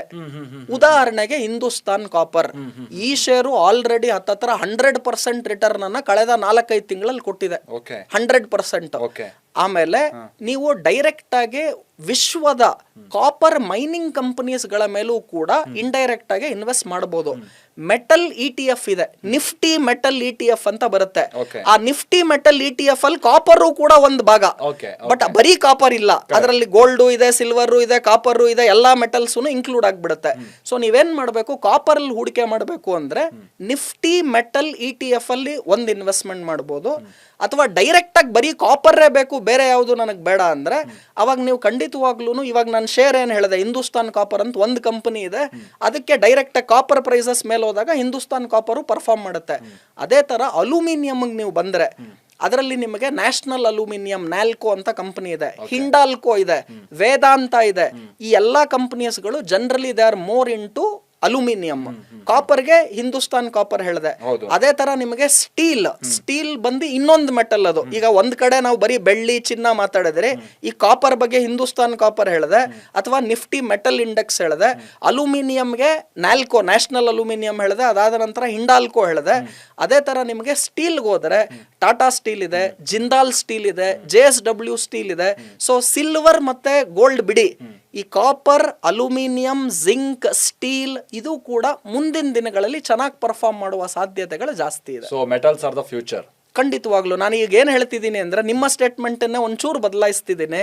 Copper, aluminium and steel will be the next silver and gold, and it will shine like silver and gold. Okay great. ಆಮೇಲೆ ಇನ್ನೊಂದಂದ್ರೆ, ಅಫ್ಕೋರ್ಸ್ ನೀವು ಹೇಳಿದ್ರಿ, ಈ ರೇರ್ ಅರ್ತ್ ಮಿನರಲ್ಸ್ ಅಥವಾ ಈ ಮೆಟಲ್ಸ್ ಅನ್ನ ಚೈನಾ ಹ್ಯಾಂಡ್ಲ್ ಮಾಡ್ತಾ ಇದೆ. ಸೊ ನಮಗೆ ಒಂದು ಮಾಹಿತಿ ಏನು ಅಂತ ಅಂದ್ರೆ, ಚೈನಾ ಕಂಪ್ಲೀಟ್ ರಿಸ್ಟ್ರಿಕ್ಷನ್ಸ್ ಅನ್ನ ಹಾಕ್ತಾ ಇದೆ ವರ್ಲ್ಡ್ ಮಾರ್ಕೆಟ್ಗೆ, ಅದನ್ನೆಲ್ಲೂ ಬಿಡ್ತಾ ಇಲ್ಲ ಚೈನಾದಿಂದ. ಆ ಕಾರಣಕ್ಕಾಗಿನೂ ಕೂಡ ಪ್ರೈಸ್ ಹೆಚ್ಚಾಗ್ತಾ ಇದೆ ಅಂತ ನೀವು ಬಿಗಿನಿಂಗ್ ಅಲ್ಲಿ ಒಂದು ಹೇಳಿದ್ರಿ. 1980s ಅಲ್ಲಿ ಯಾರು ಟ್ರೂತ್ ಬ್ರದರ್ಸ್ ಅಲ್ಲ, ಹಂಟ್ ಬ್ರದರ್ಸ್. ಸೊ ಆ ರೀತಿಯಾಗಿ ಏನಾದ್ರೂ ಚೈನಾ ಆಕ್ಟ್ ಮಾಡೋ ಚಾನ್ಸಸ್ ಈಗಿದೆಯಾ? ಏನಾದ್ರೂ ಒಂದೇ ಸಲ ಅದನ್ನ ಮತ್ತೆ ಮಾರ್ಕೆಟಿಗೆ ಬಿಟ್ಟು ಈಗ ಅಪ್ಪಾಗಿರುವಂತ ಪ್ರೈಸ್ ಸಡನ್ ಆಗಿ ಡೌನ್ ಬಂದು, ಆ ತರ ಈ ಮೆಟಲ್ಸ್ ವಿಚಾರದಲ್ಲಿ ಚೈನಾ? ತುಂಬಾ ಒಳ್ಳೆ ಪ್ರಶ್ನೆ ಕೇಳಿದ್ರಿ. ನೋಡಿ, ನಾವು ಮೋದಿ ಬಗ್ಗೆ, ಟ್ರಂಪ್ ಬಗ್ಗೆ ಮಾತಾಡ್ತಾ ಇದ್ರಿ, ಚೈನಾ ಪ್ರೆಸಿಡೆಂಟ್ ಇಲ್ಲಿ ತಗೊಂಡ್ ಬಂದು ಈ ರೇರ್ ಅರ್ತ್ ಬಗ್ಗೆ, ಮಿನರಲ್ಸ್ ಬಗ್ಗೆ ಮಾತನಾಡ್ತೀನಿ ನಾನು. ಅಮೆರಿಕ ಚೈನಾಗೆ ಈ ಟ್ಯಾರಿಫ್ ಫೈಟು ಫಸ್ಟ್ ಶುರು ಆಗಿದ್ದು. ಹೌದು. ಅವಾಗ ಏನಾಯ್ತು ಅಂದ್ರೆ ಅಮೆರಿಕ ಟ್ರಂಪ್ ಹೇಳಿದ್ರು ನಾನು ಚೈನಾ ಮೇಲೆ 25% ಟ್ಯಾರಿಫ್ ಹಾಕ್ತೀನಿ ಅಂತ. Immediate next day China president ಅವ್ರೇನ್ ಹೇಳಿದ್ರು, ನೀನ್ 25 ಹಾಕ್ತೀಯಾ, ನಾನು 35 ಹಾಕ್ತೀನಿ ಅಂದ್ರು. ಟ್ರಂಪ್ ನೀನ್ 35 ಹಾಕ್ತೀಯಾ, ನಾನು 45 ಹಾಕ್ತೀನಿ. ಅವರು ನೀನ್ 45 ಹಾಕ್ತೀಯಾ, ನಾನು 70 ಹಾಕ್ತೀನಿ. ಇವರು ನಾನು 100 ಹಾಕ್ತೀನಿ, ನಾನು 125 ಹಾಕ್ತೀನಿ. ತನಕ ಹೋಯ್ತು. ಆಮೇಲೆ ಅಲ್ಲಿಂದ ವಾಪಸ್ ಬಂದ್ಬಿಡ್ತು. ಇಂಡಿಯಾ ಅಲ್ಲಿ ನೋಡಿ, ಈಗ ಮೋದಿ ಏನ್ ಮಾಡ್ಬೋದು, ನೀನ್ 25 ಹಾಕ್ತೀಯಾ, ನಾನ್ ಇಷ್ಟ ಹಾಕ್ತೀನಿ, ನೀನ್ 50 ಹಾಕ್ತೀಯಾ. ಮೋದಿ ರೆಸ್ಪಾಂಡ್ ಮಾಡ್ತಾ ಇಲ್ಲ. ಅಂದ್ರೆ China is aggressive. Not that India cannot respond ಅಲ್ಲ. ನಾನು ಇವಾಗ ತಾನೇ ಸದ್ಗುರು ಜೋಕ್ ಹೇಳದ್ನಲ್ಲ ನಿಮ್ಗೆ, ಅದಕ್ಕೆ ನಮ್ ಇಡೀ ಕಾರ್ಯಕ್ರಮ ಯಾಕೆ ನೋಡ್ಬೇಕು ಅಂದ್ರೆ ಲಿಂಕ್ ಅಷ್ಟು ಚೆನ್ನಾಗಿದೆ. ಸೊ ಈ ಹುಚ್ಚರುಗಳ ಜೊತೆ ನೀವು ವಾದ ಮಾಡಿ ನೀವು ಗೆಲ್ಲಕ್ ಯಾಕೆ ಆಗಲ್ಲ ಅಂದ್ರೆ, ಹುಚ್ಚತನದಲ್ಲಿ ಅವ್ರದ್ದು ಹೈಯೆಸ್ಟ್ ಎಕ್ಸ್ಪೀರಿಯನ್ಸ್ ಇದೆ. ಸೊ ನಾವ್ ಯಾವಾಗೂ ಹೇಳ್ತೀವಿ, they will beat you by their experience in idiocy ಅಂತ ಹೇಳ್ತೀವಿ. ಅಂದ್ರೆ ಅವರಲ್ಲಿ ಅಷ್ಟು ಹುಚ್ಚತನ ಇದೆ, ನಿಮ್ಮನ್ನ ಬೀಟ್ ಮಾಡಿಬಿಡ್ತಾರೆ ಎಕ್ಸ್ಪೀರಿಯನ್ಸ್ ಅಲ್ಲಿ. ಸೊ ನಾವು ಚೈನಾ ದೇಶ ಹೇಗೆ ಫೈಟ್ ಮಾಡ್ತಿದ್ರು ಅವರ ಅಮೆರಿಕ ಡೊನಾಲ್ಡ್ ಟ್ರಂಪ್ ಜೊತೆ, ನೀನ್ ಇಷ್ಟ ಆಗ್ತೀಯಾ ನಾನು ಅಷ್ಟ ಆಗ್ತೀನಿ, ನೀನ್ ಇಷ್ಟ ಆಗ್ತೀಯಾ ನಾನು ಅಷ್ಟ ಆಗ್ತೀನಿ. ಮೋದಿ ಹಂಗ್ ಮಾಡ್ತಾ ಇಲ್ಲ. ಸೊ ನಾವು ಇವ್ರ ಜೊತೆ ಫೈಟಿಂಗ್ ಮಾಡ್ಕೊಳೋದ್ರಿಂದ ಅರ್ಥ ಇಲ್ಲ. ನಾವು ರಷ್ಯಾ ಜೊತೆ ಕೈ ಜೋಡಿಸೋಣ. ಡೊನಾಲ್ಡ್ ಟ್ರಂಪ್ ಬಂದೇ ಬರ್ತಾರೆ, ಎಲ್ಲೂ ಹೋಗಲ್ಲ. Modi is my closest friend, ಅವ್ರು ಇಂಡಿಯಾ ಬಿಟ್ಟು ಏನೂ ಮಾಡಕ್ ಆಗಲ್ಲ. ಸೊ ಇದು ಜಾಣ್ಮೆಯ ನಡೆ ಅಂತ ನಾನು ಹೇಳ್ತಾ ಇದ್ದೀನಿ. ಸೊ ಇವಾಗ ಈ ರೇರ್ ಅರ್ತ್ ಮಿನರಲ್ಸ್ ಏನಾಗಿದೆ ಅಂದ್ರೆ 90% ಆಫ್ ಈ ಪ್ರೋಸೆಸ್ಸಿಂಗ್ ಏನಾಗುತ್ತೆ ರೇರ್ ಅರ್ತ್ ಮಿನರಲ್ಸ್ ಅದು ಚೈನಾಲೇ ಆಗೋದು. ಸೊ ಚೈನಾ 2025 ಏನ್ ಮಾಡ್ತು, ಈಗ ಅನೇಕ ಜನ ಕಾರ್ಯಕ್ರಮ ನೋಡೋರ್ಗೆ ಇದು ಏನೇ ರೇರ್ ಅರ್ತ್ ಅಂತೆ ಮಿನರಲ್ ಅಂತ ನಮ್ಗೇನೋ ಅರ್ಥ ಆಯ್ತಿಲ್ಲ. ಈ ಕಾರ್ಯಕ್ರಮದ ಮುಖಾಂತರ 1ನೇ ಕ್ಲಾಸ್ ಅವ್ರಿಗೂ ಈ ಕಾರ್ಯಕ್ರಮ ಒಂದ್ 2-3 ಸಲ ನೋಡಿದ್ರೆ ನಮಗೆ ಎಕ್ಸ್ಪ್ಲೇನ್ ಮಾಡೋವಷ್ಟು ಅರ್ಥ ಆಗ್ತಿದೆ. ಚೈನಾ ಏನ್ ಮಾಡ್ತು, 90% ಪ್ರೋಸೆಸ್ಸಿಂಗ್, ಈ ಮಿನರಲ್ಸ್ ಗಳನ್ನ ಪ್ರೋಸೆಸ್ ಮಾಡೋದಿದೆಯಲ್ಲ ಅದು 90% ಈ ರೇರ್ ಅರ್ತ್ ಮಿನರಲ್ಸ್ ಪ್ರೋಸೆಸ್ಸಿಂಗು ಚೈನಾಲೇನೆ ಆಗೋದು.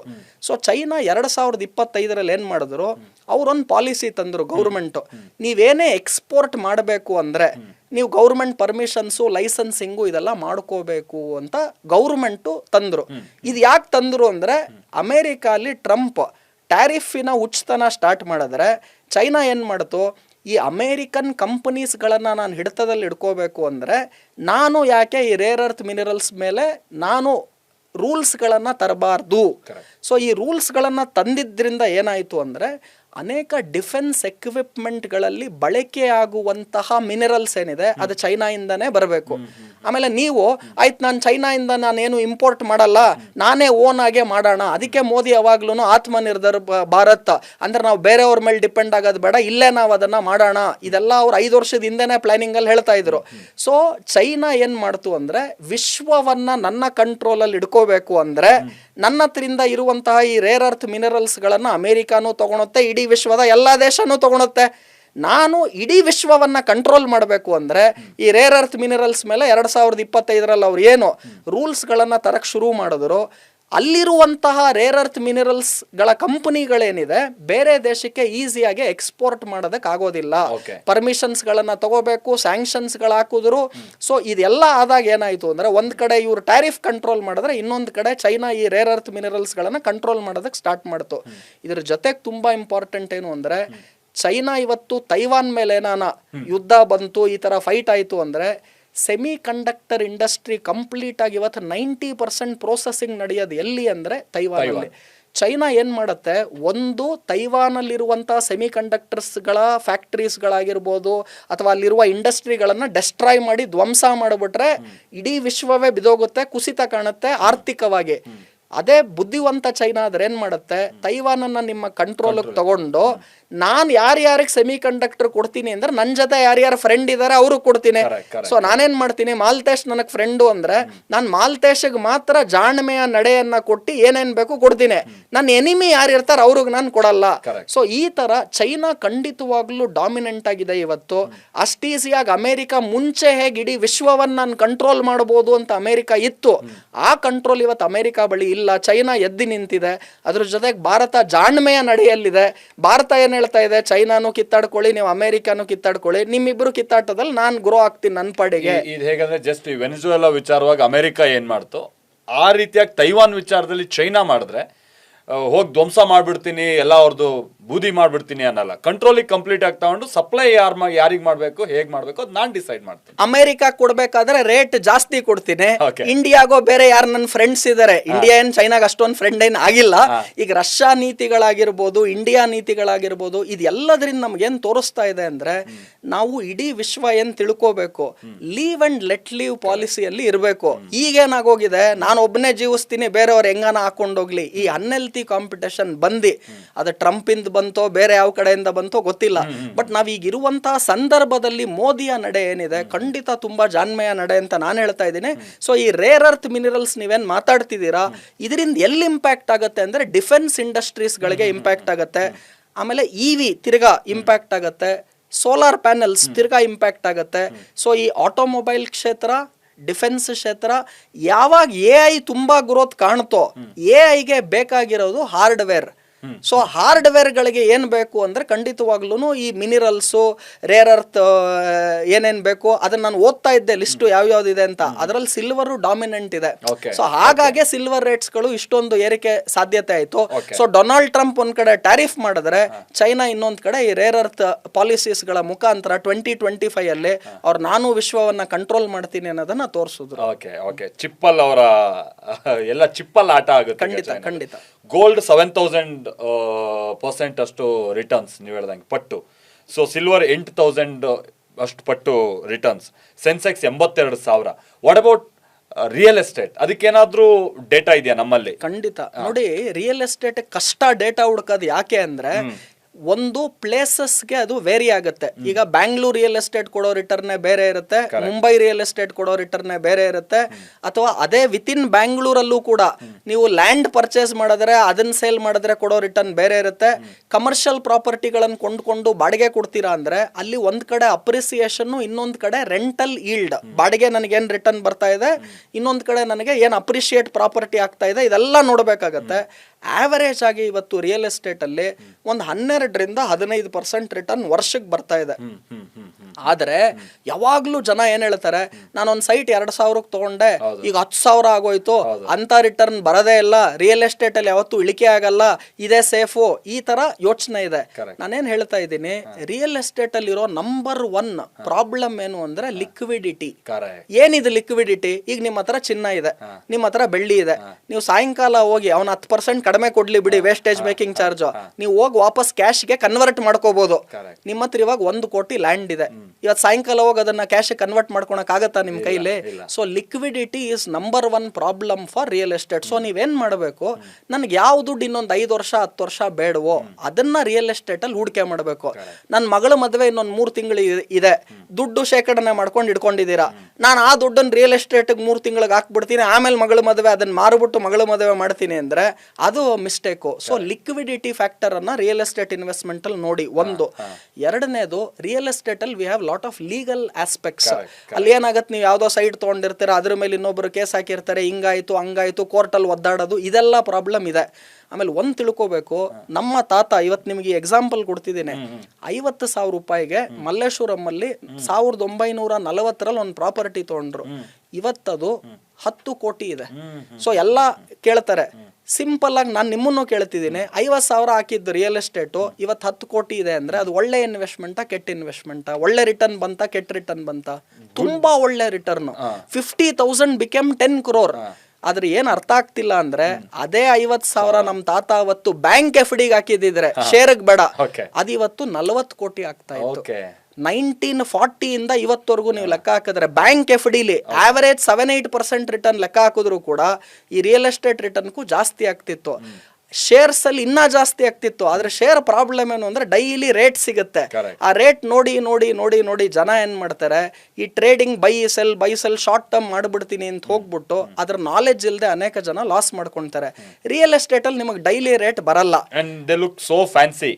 ನಿಮ್ಗೆ ಇಲ್ಲೊಂದ್ ಚೈನು ಏನಂದ್ರೆ ರಿಯಲ್ ಎಸ್ಟೇಟ್ ಅಪ್ಪ ಅಂತ. ನಾನು ಯಾವಾಗ್ಲೂ ಇನ್ನೊಂದು ಹೇಳ್ತೀನಿ, ಯಾರ್ಯಾರು ಬೆನ್ಸ್ ಕಾರಲ್ಲಿ ಬರ್ತಾರೋ, ಯಾರ್ಯಾರು ಗೋಲ್ಡ್ ಸಿಲ್ವರ್ ಅಥವಾ ದೊಡ್ಡ ದೊಡ್ಡ ಚೈನ್ ಹಾಕೊಂಡ್ ಬರ್ತಾರೋ, ನೀವು ಅದನ್ನ ನೋಡ್ಬಿಟ್ಟು ನೋಡ್ಬಿಟ್ಟು ಅವ್ರ ಹತ್ರ ಇನ್ವೆಸ್ಟ್ಮೆಂಟ್ ಗಳನ್ನ ಮಾಡ್ಕೊಳೋದು ಮೋಸ ಹೋಗೋದು ಯಾಕೆ ಮಾಡಬೇಡಿ ಅಂದ್ರೆ, ಬೆನ್ಸ್ ಕಾರು EMI ಅಲ್ಲಿ ತಗೊಂಡಿರ್ತಾರೆ, ಬರೀ ಡೌನ್ ಪೇಮೆಂಟ್ ಕೊಡಬೇಕು.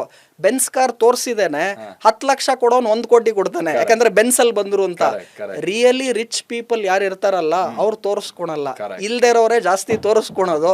ಸೊ ಅವ್ರು ಹಾಕೊಳೋ ಅಂತ ಗೋಲ್ಡ್ ಬೆನ್ಸ್ ಕಾರು ಇದನ್ನ ನೋಡ್ಕೊಂಡು ಅಲ್ಲಿ ಎಲ್ಲೆಲ್ಲೋ ತಪ್ಪು ಹೂಡಿಕೆಗಳನ್ನ ಮಾಡಬೇಡಿ. ನಾನು ಯಾವಾಗ ಹೇಳ್ತೀನಿ, ಅನ್ನ ಬೆಂದಿದ್ಯೋ ಇಲ್ವೋ ಅಂತ ನೋಡೋದಕ್ಕೆ ಇಡೀ ನೀವು ಕುಕ್ಕರ್ ಅಲ್ಲಿರೋ ಎಲ್ಲ ಅಕ್ಕಿ ಕಾಳನ್ನ ತೆಗೆದಿ ನೋಡೋದು ಬೇಕಾಗಿಲ್ಲ. ಒಂದ್ ಕಾಳು ನೋಡಿದ್ರೆ ಗೊತ್ತಾಗುತ್ತೆ ಅನ್ನ ಬೆಂದಿದ್ಯೋ ಇಲ್ವೋ. ಸೊ ಮೋಸ ಹೋಗಿ ಹೂಡಿಕೆಗಳನ್ನ ಮಾಡ್ಕೊಂಡು ನಷ್ಟ ಮಾಡ್ಕೋಬಾರ್ದು. ಓಕೆ ಸರ್, ಈಗ ನಾವು ಅಗೈನ್ ನಿಮ್ಮ ಫೇವ್ರೆಟ್ ಸಬ್ಜೆಕ್ಟು ಹೂಡಿಕೆಗೆ ಬರೋಣ. ಈಗ ಸೊ ಈಗಿನ ಸನ್ನಿವೇಶ ನೋಡಿದ್ರೆ ನನ್ನ ಹತ್ರ ಫಾರ್ ಎಕ್ಸಾಂಪಲ್ 1 ಲಕ್ಷ ರೂಪಾಯಿ ಇದೆ ಈಗ ನನ್ಗಂತ ಅಂದ್ರೆ ನನಗೆ ಚಿನ್ನ ತಗೊಳಕ್ಕೆ ಈಗ ಆಗಲ್ಲ. ಯಾಕೆ ಚಿನ್ನದ ಇನ್ವೆಸ್ಟ್ಮೆಂಟ್ ಭಯ ಆಗುತ್ತೆ, ಯಾಕಂತಂದ್ರೆ ನೀವು ಹೇಳ್ದಂಗೆ ಆ ರ್ಯಾಲಿ ನೋಡ್ತಾ ಹೋದ್ರೆ ಕಳೆದ 1 ವರ್ಷ 1 to ಡಬಲ್ ಆಗಿದೆ. ಸೊ ಪೀಕಲ್ಲಿ ಹೋಗಿ ತಗೊಳ್ಳೋ ಅಂಥದ್ದು ಎಷ್ಟು ಸೇಫ್ ಅನ್ನೋವಂಥದ್ದು ಬರುತ್ತೆ. ಸಿಲ್ವರ್ 1ಕ್ಕೆ 4 ಪಟ್ಟಾಗಿ ಹೋಗಿದೆ, ನನಗೆ ಅಗೈನ್ ಭಯ. ಸೊ ಇನ್ನು ಶೇರ್ ಮಾರ್ಕೆಟ್ ಅಂತ ನಾನು ಹೋದ್ರೆ, ಸೊ ಈಗಿನ ಸನ್ನಿವೇಶಕ್ಕೆ ಯಾಕಂದ್ರೆ ಒಂದ್ ಕಡೆ ಬಹಳ ಯುದ್ಧ ಆಗ್ಬೋದಾ ಅಂತ ರೀತಿಯಾಗಿದೆ. ಸೊ ಸಹಜವಾಗಿ ನನಗೊಂದು ನಂಬಿಕೆ ಏನ್ ಬರುತ್ತೆ ಅಂದ್ರೆ ಡಿಫೆನ್ಸ್ ಶೇರ್ಸ್ ಬೆಟ್ರಾ ಅಂತ. ಆಮೇಲೆ ಪ್ರತಿಯೊಂದನ್ನು ಕೂಡ ಚಿಪ್ ಆಧಾರಿತ ತಂತ್ರಜ್ಞಾನ ಆಗ್ತಾ ಇದೆ.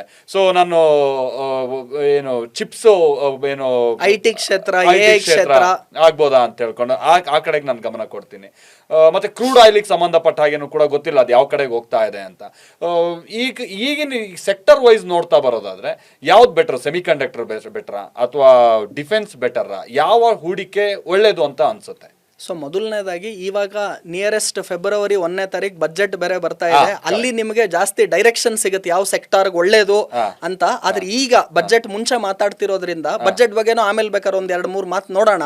ಅದಕ್ಕೆ ಮುಂಚೆ ನಾನು ಏನ್ ಹೇಳ್ತೀನಿ, ಫಸ್ಟ್ ನಿಮ್ಮ ಹತ್ರ ಏನ್ ದುಡ್ಡಿದೆ ಎಲ್ಲಾ ದುಡ್ಡನ್ನು ಬರೀ ಶೇರ್ಸ್ ಹಾಕೋದು ಕೂಡ ತಪ್ಪು. ನೀವ್ ಹೇಳಿದ್ರಿ ಚಿನ್ನ ಬೆಳ್ಳಿ ಆಲ್ರೆಡಿ ಹೈಯರ್ ರೇಟ್ಸ್ ಅಲ್ಲಿ ಇದೆ, ನಾನು ಈಗ ಕೊಂಡ್ಕೊಳೋದು ಸೇಫಾ ಅಂತ. ಒಂದು 10% ಹಾಕಿ. ಈಗ ನಿಮ್ಮ ಹತ್ರ ಟೋಟಲ್ ಆಗಿ ಇನ್ವೆಸ್ಟ್ ಮಾಡೋದಕ್ಕೆ ನಿಮ್ಮ ಹತ್ರ ಒಂದು 10 ಲಕ್ಷ ಇದೆ ಅಂತ ಅನ್ಕೊಳೋಣ, ಬೇಡ 1 ಲಕ್ಷ ಇದೆ ಅಂತಾನೆ ಅನ್ಕೊಳೋಣ. ನಿಮ್ಮ 1 ಲಕ್ಷ ಏನಿದೆ ಟೋಟಲ್ ಒಟ್ಟಾರೆ ಅದರಲ್ಲಿ 10% ಈಗಲೂ ಕೂಡ ಗೋಲ್ಡ್ ಸಿಲ್ವರ್ಗೆ ಹಾಕಿ. ಅಂದ್ರೆ ನಿಮ್ಮ ಹತ್ರ 1 ಲಕ್ಷ ಇದ್ರೆ 10,000 ರೂಪಾಯಿಯನ್ನ ಚಿನ್ನ ಬೆಳ್ಳಿ ಹೂಡಿಕೆಗೆ ಮಾಡ್ಬೋದು. ಎಲ್ಲಾ ದುಡ್ಡನ್ನ ಚಿನ್ನ ಬೆಳ್ಳಿಗೆ ಹಾಕಬೇಡಿ ಅಂತ ಹೇಳ್ತಿದ್ದೀನಿ. ಅದೇ ತರ ಇನ್ನ ಮಿಕ್ಕಿದ ದುಡ್ಡು ಏನಿದೆ ಅದರಲ್ಲಿ ಒಂದು 20-30% ನಾನು ಬೇಕಾದ್ರೆ ಶೇರ್ಸ್ಗಳಲ್ಲಿ ಹಾಕ್ತೀನಿ, ಇನ್ನೊಂದು 10% ಮ್ಯೂಚುವಲ್ ಫಂಡ್ಗೆ ಹಾಕ್ತೀನಿ. ರಿಯಲ್ ಎಸ್ಟೇಟ್ ಹಾಕ್ಬೇಕಂದ್ರೆ ನಮ್ಗೆ ಒಂಚೂರು ದುಡ್ಡು ಜಾಸ್ತಿ ಇರಬೇಕು. ಅಥವಾ ಇವಾಗ ರೀಟ್ಸ್ ಅಂತಾನು ಪ್ರಾಡಕ್ಟ್ ಬರುತ್ತೆ, ರಿಯಲ್ ಎಸ್ಟೇಟ್ ಇನ್ವೆಸ್ಟ್ಮೆಂಟ್ಸ್ ಗಳು ಕೂಡ ಪೇಪರ್ ಫಾರ್ಮ್ಯಾಟ್ ಅಲ್ಲಿ ತಗೋಬಹುದು. ರೀಟ್ಸ್ ಅಂತ ಬರುತ್ತೆ, ಅದ್ರ ಬಗ್ಗೆನೂ 1-2 ಅವರ್ ಮಾತಾಡಬಹುದು. ಬಟ್ ಈ ಕಾಮನ್ ಮೆನ್ಗೆ ಅದು ಬೇಕಾಗಿರೋದಿಲ್ಲ. ಸೊ ನಾವು ಇನ್ವೆಸ್ಟ್ಮೆಂಟ್ ಅನ್ನ ವಿಂಗಡಣೆ ಮಾಡಬೇಕು, ಎಲ್ಲಾ ದುಡ್ಡನ್ನು ಒಂದ್ ಕಡೆ ಹಾಕಬಾರದು. ಎರಡನೇದು, ಶೇರ್ ಮಾರ್ಕೆಟ್ ಸ್ಪೆಸಿಫಿಕ್ ಆಗಿ ಬಂದ್ರೆ ಕಳೆದ 1-2 ವರ್ಷದಲ್ಲಿ ಶೇರ್ ಮಾರ್ಕೆಟ್ ಪರ್ಫಾರ್ಮೆನ್ಸು ಅಷ್ಟೊಂದು ಆಗಿಲ್ಲ. ಸೊ ನೀವು ಸ್ಟಾರ್ಟಿಂಗ್ ಅಲ್ಲಿ ನನಗೆ ಕೇಳ್ತಾ ಇದ್ರಿ, ಸರ್ ಈಗ ನೀವು ಹೇಳಿದ್ರಿ ಯಾವ್ದು ಪರ್ಫಾರ್ಮ್ ಮಾಡಿಲ್ವೋ ಅದು ಹೂಡಿಕೆ ಮಾಡಬೇಕು, ಅದು ಯಾವುದು ಅಂತ ಕೇಳ್ತಾ ಇದ್ರಿ. ನಾನು ಹೇಳ್ತಾನೆ ಇಲ್ಲ ಯಾವುದು ಅಂತ, ನಿಮ್ಗೆ ಕೇಳ್ತಾ ಇದ್ದೀನಿ. ಯಾವುದು ಲಾಸ್ಟ್ 1-2 ವರ್ಷ ಪರ್ಫಾರ್ಮ್ ಮಾಡಿಲ್ವೋ ಅಲ್ಲಿ ಹೂಡಿಕೆಗಳನ್ನ ಮಾಡೋದು ಒಳ್ಳೇದು. ಈಗ ಜನ ಏನ್ ಕೇಳ್ತಾರೆ, ಈಗ ಓಡೋ ಕುದುರೆ ಮೇಲೆ ನೀವು ದುಡ್ಡು ಹಾಕ್ಬೇಕು, ಕುಂಟ್ಕೊಂಡು ಹೋಗ್ತಿರೋ ಕುದುರೆ ಮೇಲೆ ಯಾರೀ ದುಡ್ಡು ಹಾಕ್ತಾರೆ ಅಂತ. ಟ್ರೇಡಿಂಗ್ ಬೇರೆ, ಇನ್ವೆಸ್ಟ್ಮೆಂಟ್ ಬೇರೆ. ಟ್ರೇಡಿಂಗ್ ಅಲ್ಲಿ ಖಂಡಿತ ಓಡೋ ಕುದುರೆ ಮೇಲೆ ದುಡ್ಡು ಹಾಕೋದು. ಇನ್ವೆಸ್ಟ್ಮೆಂಟ್ ಅಂದ್ರೆ ಏನು, ಅಟ್ಲೀಸ್ಟ್ ಒಂದು 3 years 5 years 10 years long term. Trading ಅಂದ್ರೆ ಏನು, ನಾನು ಇವತ್ತು ತಗೊಂತೀನಿ ಇನ್ನೊಂದು ವಾರಕ್ಕೆ ಮಾರ್ಬಿಡ್ತೀನಿ, ಇಲ್ಲ ಇನ್ನೊಂದು ದಿವ್ಸಕ್ಕೆ ಮಾರ್ತೀನಿ, 2 ದಿವ್ಸಕ್ಕೆ ಮಾರ್ತೀನಿ. ಟ್ರೇಡಿಂಗೇ ಬೇರೆ. ನೋಡಿ T20 ಕ್ರಿಕೆಟ್ ಬೇರೆ, 50 ಓವರ್ ಮ್ಯಾಚ್ ಬೇರೆ, ಟೆಸ್ಟ್ ಮ್ಯಾಚ್ ಬೇರೆ, ಎಲ್ಲಾ ಕ್ರಿಕೆಟ್. ನಾನು ಮೊನ್ನೆ ಯಾರನ್ನೋ ಕೇಳ್ತಾ ಇದ್ದೆ, ಹೇಳ್ರಿ 3 ಕ್ರಿಕೆಟ್ ಅಲ್ವಾ ಅಂತ, ಏನ್ ಡಿಫರೆನ್ಸ್ ಅಂತ ಹೇಳ್ತಾ ಇದ್ದೆ. ಈಗ T20 ಏನಾಗುತ್ತೆ, ಬಾಲ್ 1 ಇಂದ ನೀವು ಹೊಡಿಬೇಕು, ಆಮೇಲೆ ನೀವು 200 ಹೊಡೆದ್ರು ಕೂಡ 20 ಓವರ್ ಮ್ಯಾಚ್ ಅಲ್ಲಿ ಗೆಲ್ಲೋದು ಕಷ್ಟ ಇದೆ ಅಂತ ಅಂತೀವಿ. ಅದೇ 1 ಡೇ ಮ್ಯಾಚ್ 50 ಓವರ್ಸ್ ಅಲ್ಲಿ ಅದು ಈ ರೀಟಲ್ಲಿ ಸ್ಪೀಡ್ ಆಗಿ ಆಡಬೇಕು ಅಂತೇನು ಇಲ್ಲ, ವಿಕೆಟ್ ಉಳಿಸ್ಕೋಬೇಕು. ಅಟ್ಲೀಸ್ಟ್ 30 ಓವರ್ಸ್ಗೆ ನಾವು ಒಂದು ಒಳ್ಳೆ ಸ್ಕೋರ್ ಮಾಡಿ 1-2 ವಿಕೆಟ್ ಅಷ್ಟೇ ಲಾಸ್ ಆಗಿದ್ರೆ ಇನ್ನು 20 ಓವರಲ್ಲಿ ರಿಕವರ್ ಮಾಡಿಕೊಂಡು ರನ್ಸ್ ಮಾಡ್ಬೋದು. 30 ಓವರಲ್ಲಿ ಮಾಡಿರೋದನ್ನ ನೀವು ಡಬಲ್ ಮಾಡ್ತೀರಾ 50 ಓವರ್. ಇದು 50 ಓವರ್ ಮ್ಯಾಚ್. ಟೆಸ್ಟ್ ಮ್ಯಾಚು ಅದು ಬೇರೆ, ಅಲ್ಲಿ ನಿಮಗೆ ರಾಹುಲ್ ದ್ರಾವಿಡ್ ಬೇಕು, 5 ದಿವಸ ಆಡೋರು ಬೇಕು, ಬಾಲ್ ಸ್ವಿಂಗ್ ಆಗುತ್ತೆ, ವಿಕೆಟ್ ಉಳಿಸ್ಕೋಬೇಕು, ಅದು ಬೇರೆ. ಬಟ್ ಎಲ್ಲಾ ಕ್ರಿಕೆಟ್ ರೂಲ್ಸ್ ಎಲ್ಲ ಒಂದೇನೆ. ಅದೇ ತರ ಇನ್ವೆಸ್ಟ್ಮೆಂಟ್ ಬೇರೆ, ಟ್ರೇಡಿಂಗ್ ಬೇರೆ. ಓಡೋ ಕುದುರೆ ಮೇಲೆ ಹಾಕೋದು ಟ್ರೇಡಿಂಗು, ಅದು T20 ಗೇಮ್ ಇದ್ದಂಗೆ.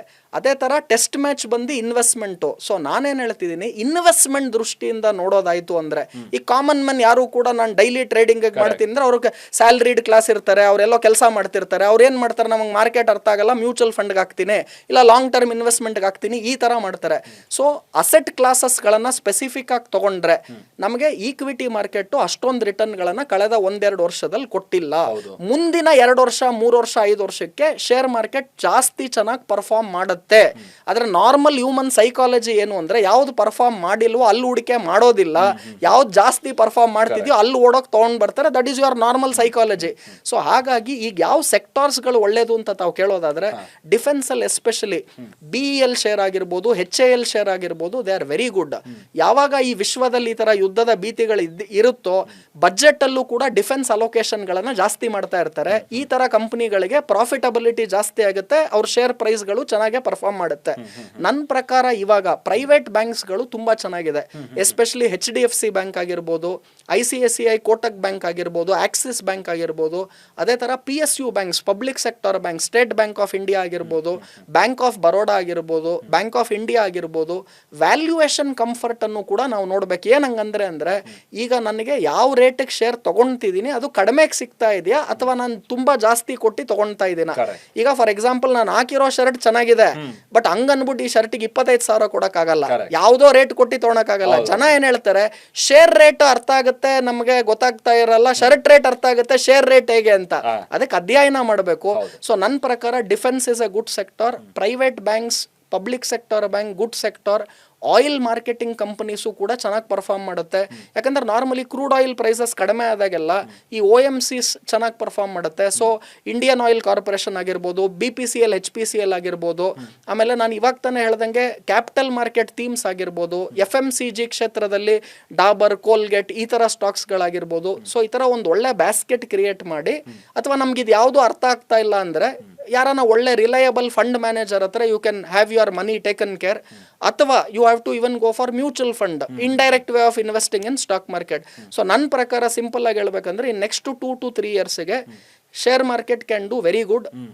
ಹಂಗನ್ಬಿಟ್ಟು ಎಲ್ಲಾ ದುಡ್ಡನ್ನು ಶೇರ್ಸ್ಗೂ ಹಾಕಬೇಡಿ, ಅಲ್ಲೊಂದು 20-30% ಅಲೋಕೇಶನ್ ಅನ್ನ ಮಾಡಬಹುದು. ಸಮ್ ಆಫ್ ದಿ ಸೆಕ್ಟರ್ಸ್ ಇವಾಗ ನಾನು ಏನ್ ಹೇಳಿದೆ, ಸ್ಟಾಕ್ಸ್ ಏನ್ ಹೇಳಿದೆ, ಅದನ್ನ ಖಂಡಿತ ಕನ್ಸಿಡರ್ ಮಾಡಬಹುದು. ಹಾಗೂ ನಾನು ಡಿಸ್ಕ್ಲೋಸರ್ ಕೂಡ ಹೇಳ್ತಿದ್ದೀನಿ, ಇದು ಎಲ್ಲದಕ್ಕೂ ಕೂಡ you have to consult your financial advisor. ಯಾಕೆ ಅಂದ್ರೆ ಇವತ್ತಿನ ಮಾತು ನಾಳೆಗೆ ಬದಲಾವಣೆ, ಆಸ್ ಡೇಟಾ ಚೇಂಜಸ್. ಟ್ರಂಪ್ ಬೆಳಿಗ್ಗೆ ಹೇಳೋದನ್ನ ಸಾಯಂಕಾಲ ಹೇಳೋದನ್ನು ಕೂಡ ನಾವು ಟ್ರ್ಯಾಕ್ ಮಾಡಬೇಕಾಗತ್ತೆ.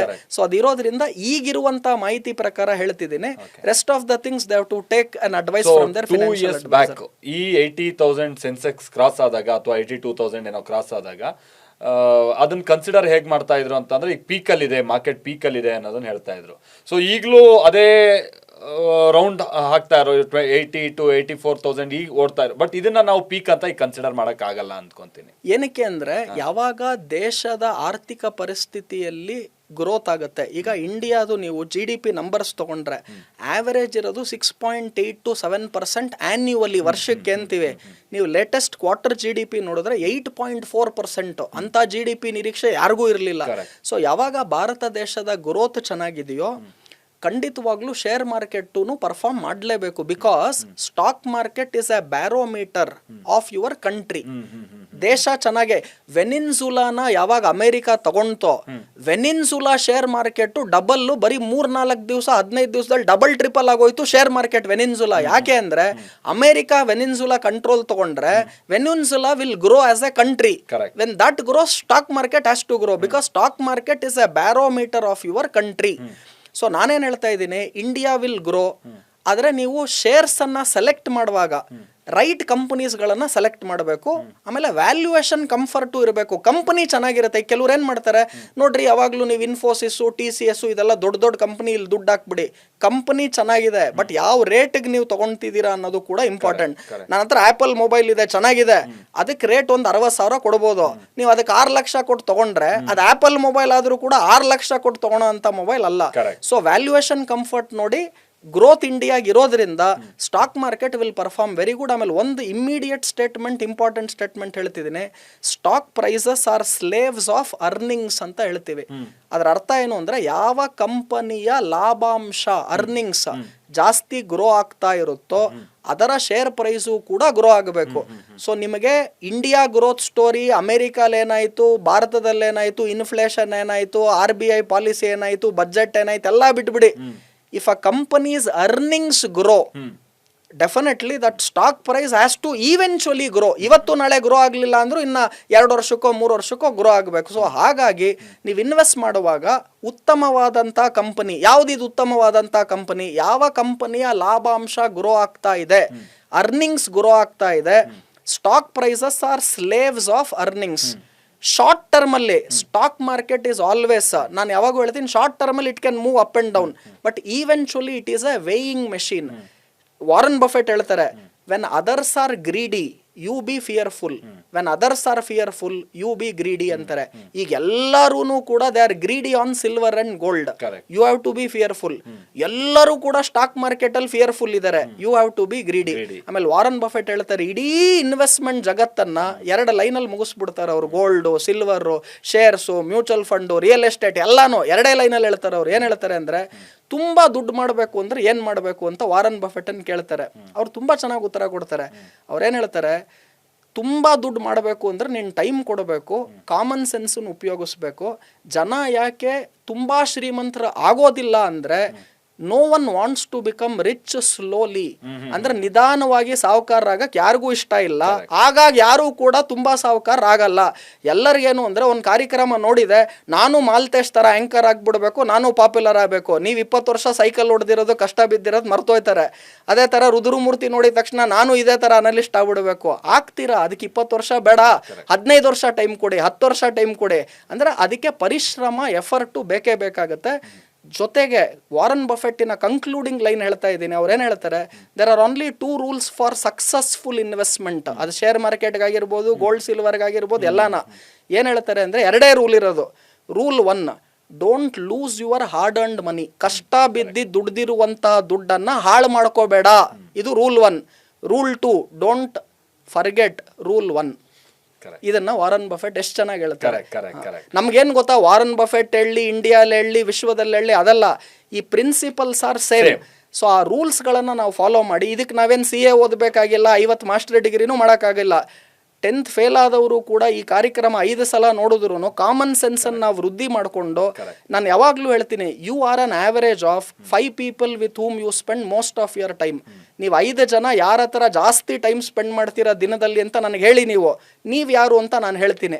ಸೊ ನೀವು 5 ಜನ ಒಳ್ಳೆಯವ್ರ ಹತ್ರ, ನಾರಾಯಣ್ ಮೂರ್ತಿ, ಆಮೇಲೆ ನಮ್ಗೆ ಅವರೆಲ್ಲ ಸಿಗದೆ ಇರ್ಬೋದು, ನಿಮ್ಗೆ ಇರೋ ಸರ್ಕಲ್ ಅಲ್ಲಿ ಯಾರು ನಾರಾಯಣ್ ಮೂರ್ತಿ ಹುಡುಕಿ, ನರೇಂದ್ರ ಮೋದಿ, ಅದೇ ತರ ನೀವು ಅಂಬಾನಿ, ಇವ್ರ ಜೊತೆ ಮಾತಾಡಿದಾಗ ಏನಾಗುತ್ತೆ, ಅವ್ರ ಅಂತ ಒಳ್ಳೆ ವಿಚಾರಗಳನ್ನೇ ಮಾತಾಡ್ತಾ ಇದ್ದಾಗ ನೀವು ಅವ್ರ ಆವರೇಜ್ ಆಗ್ತೀರಾ.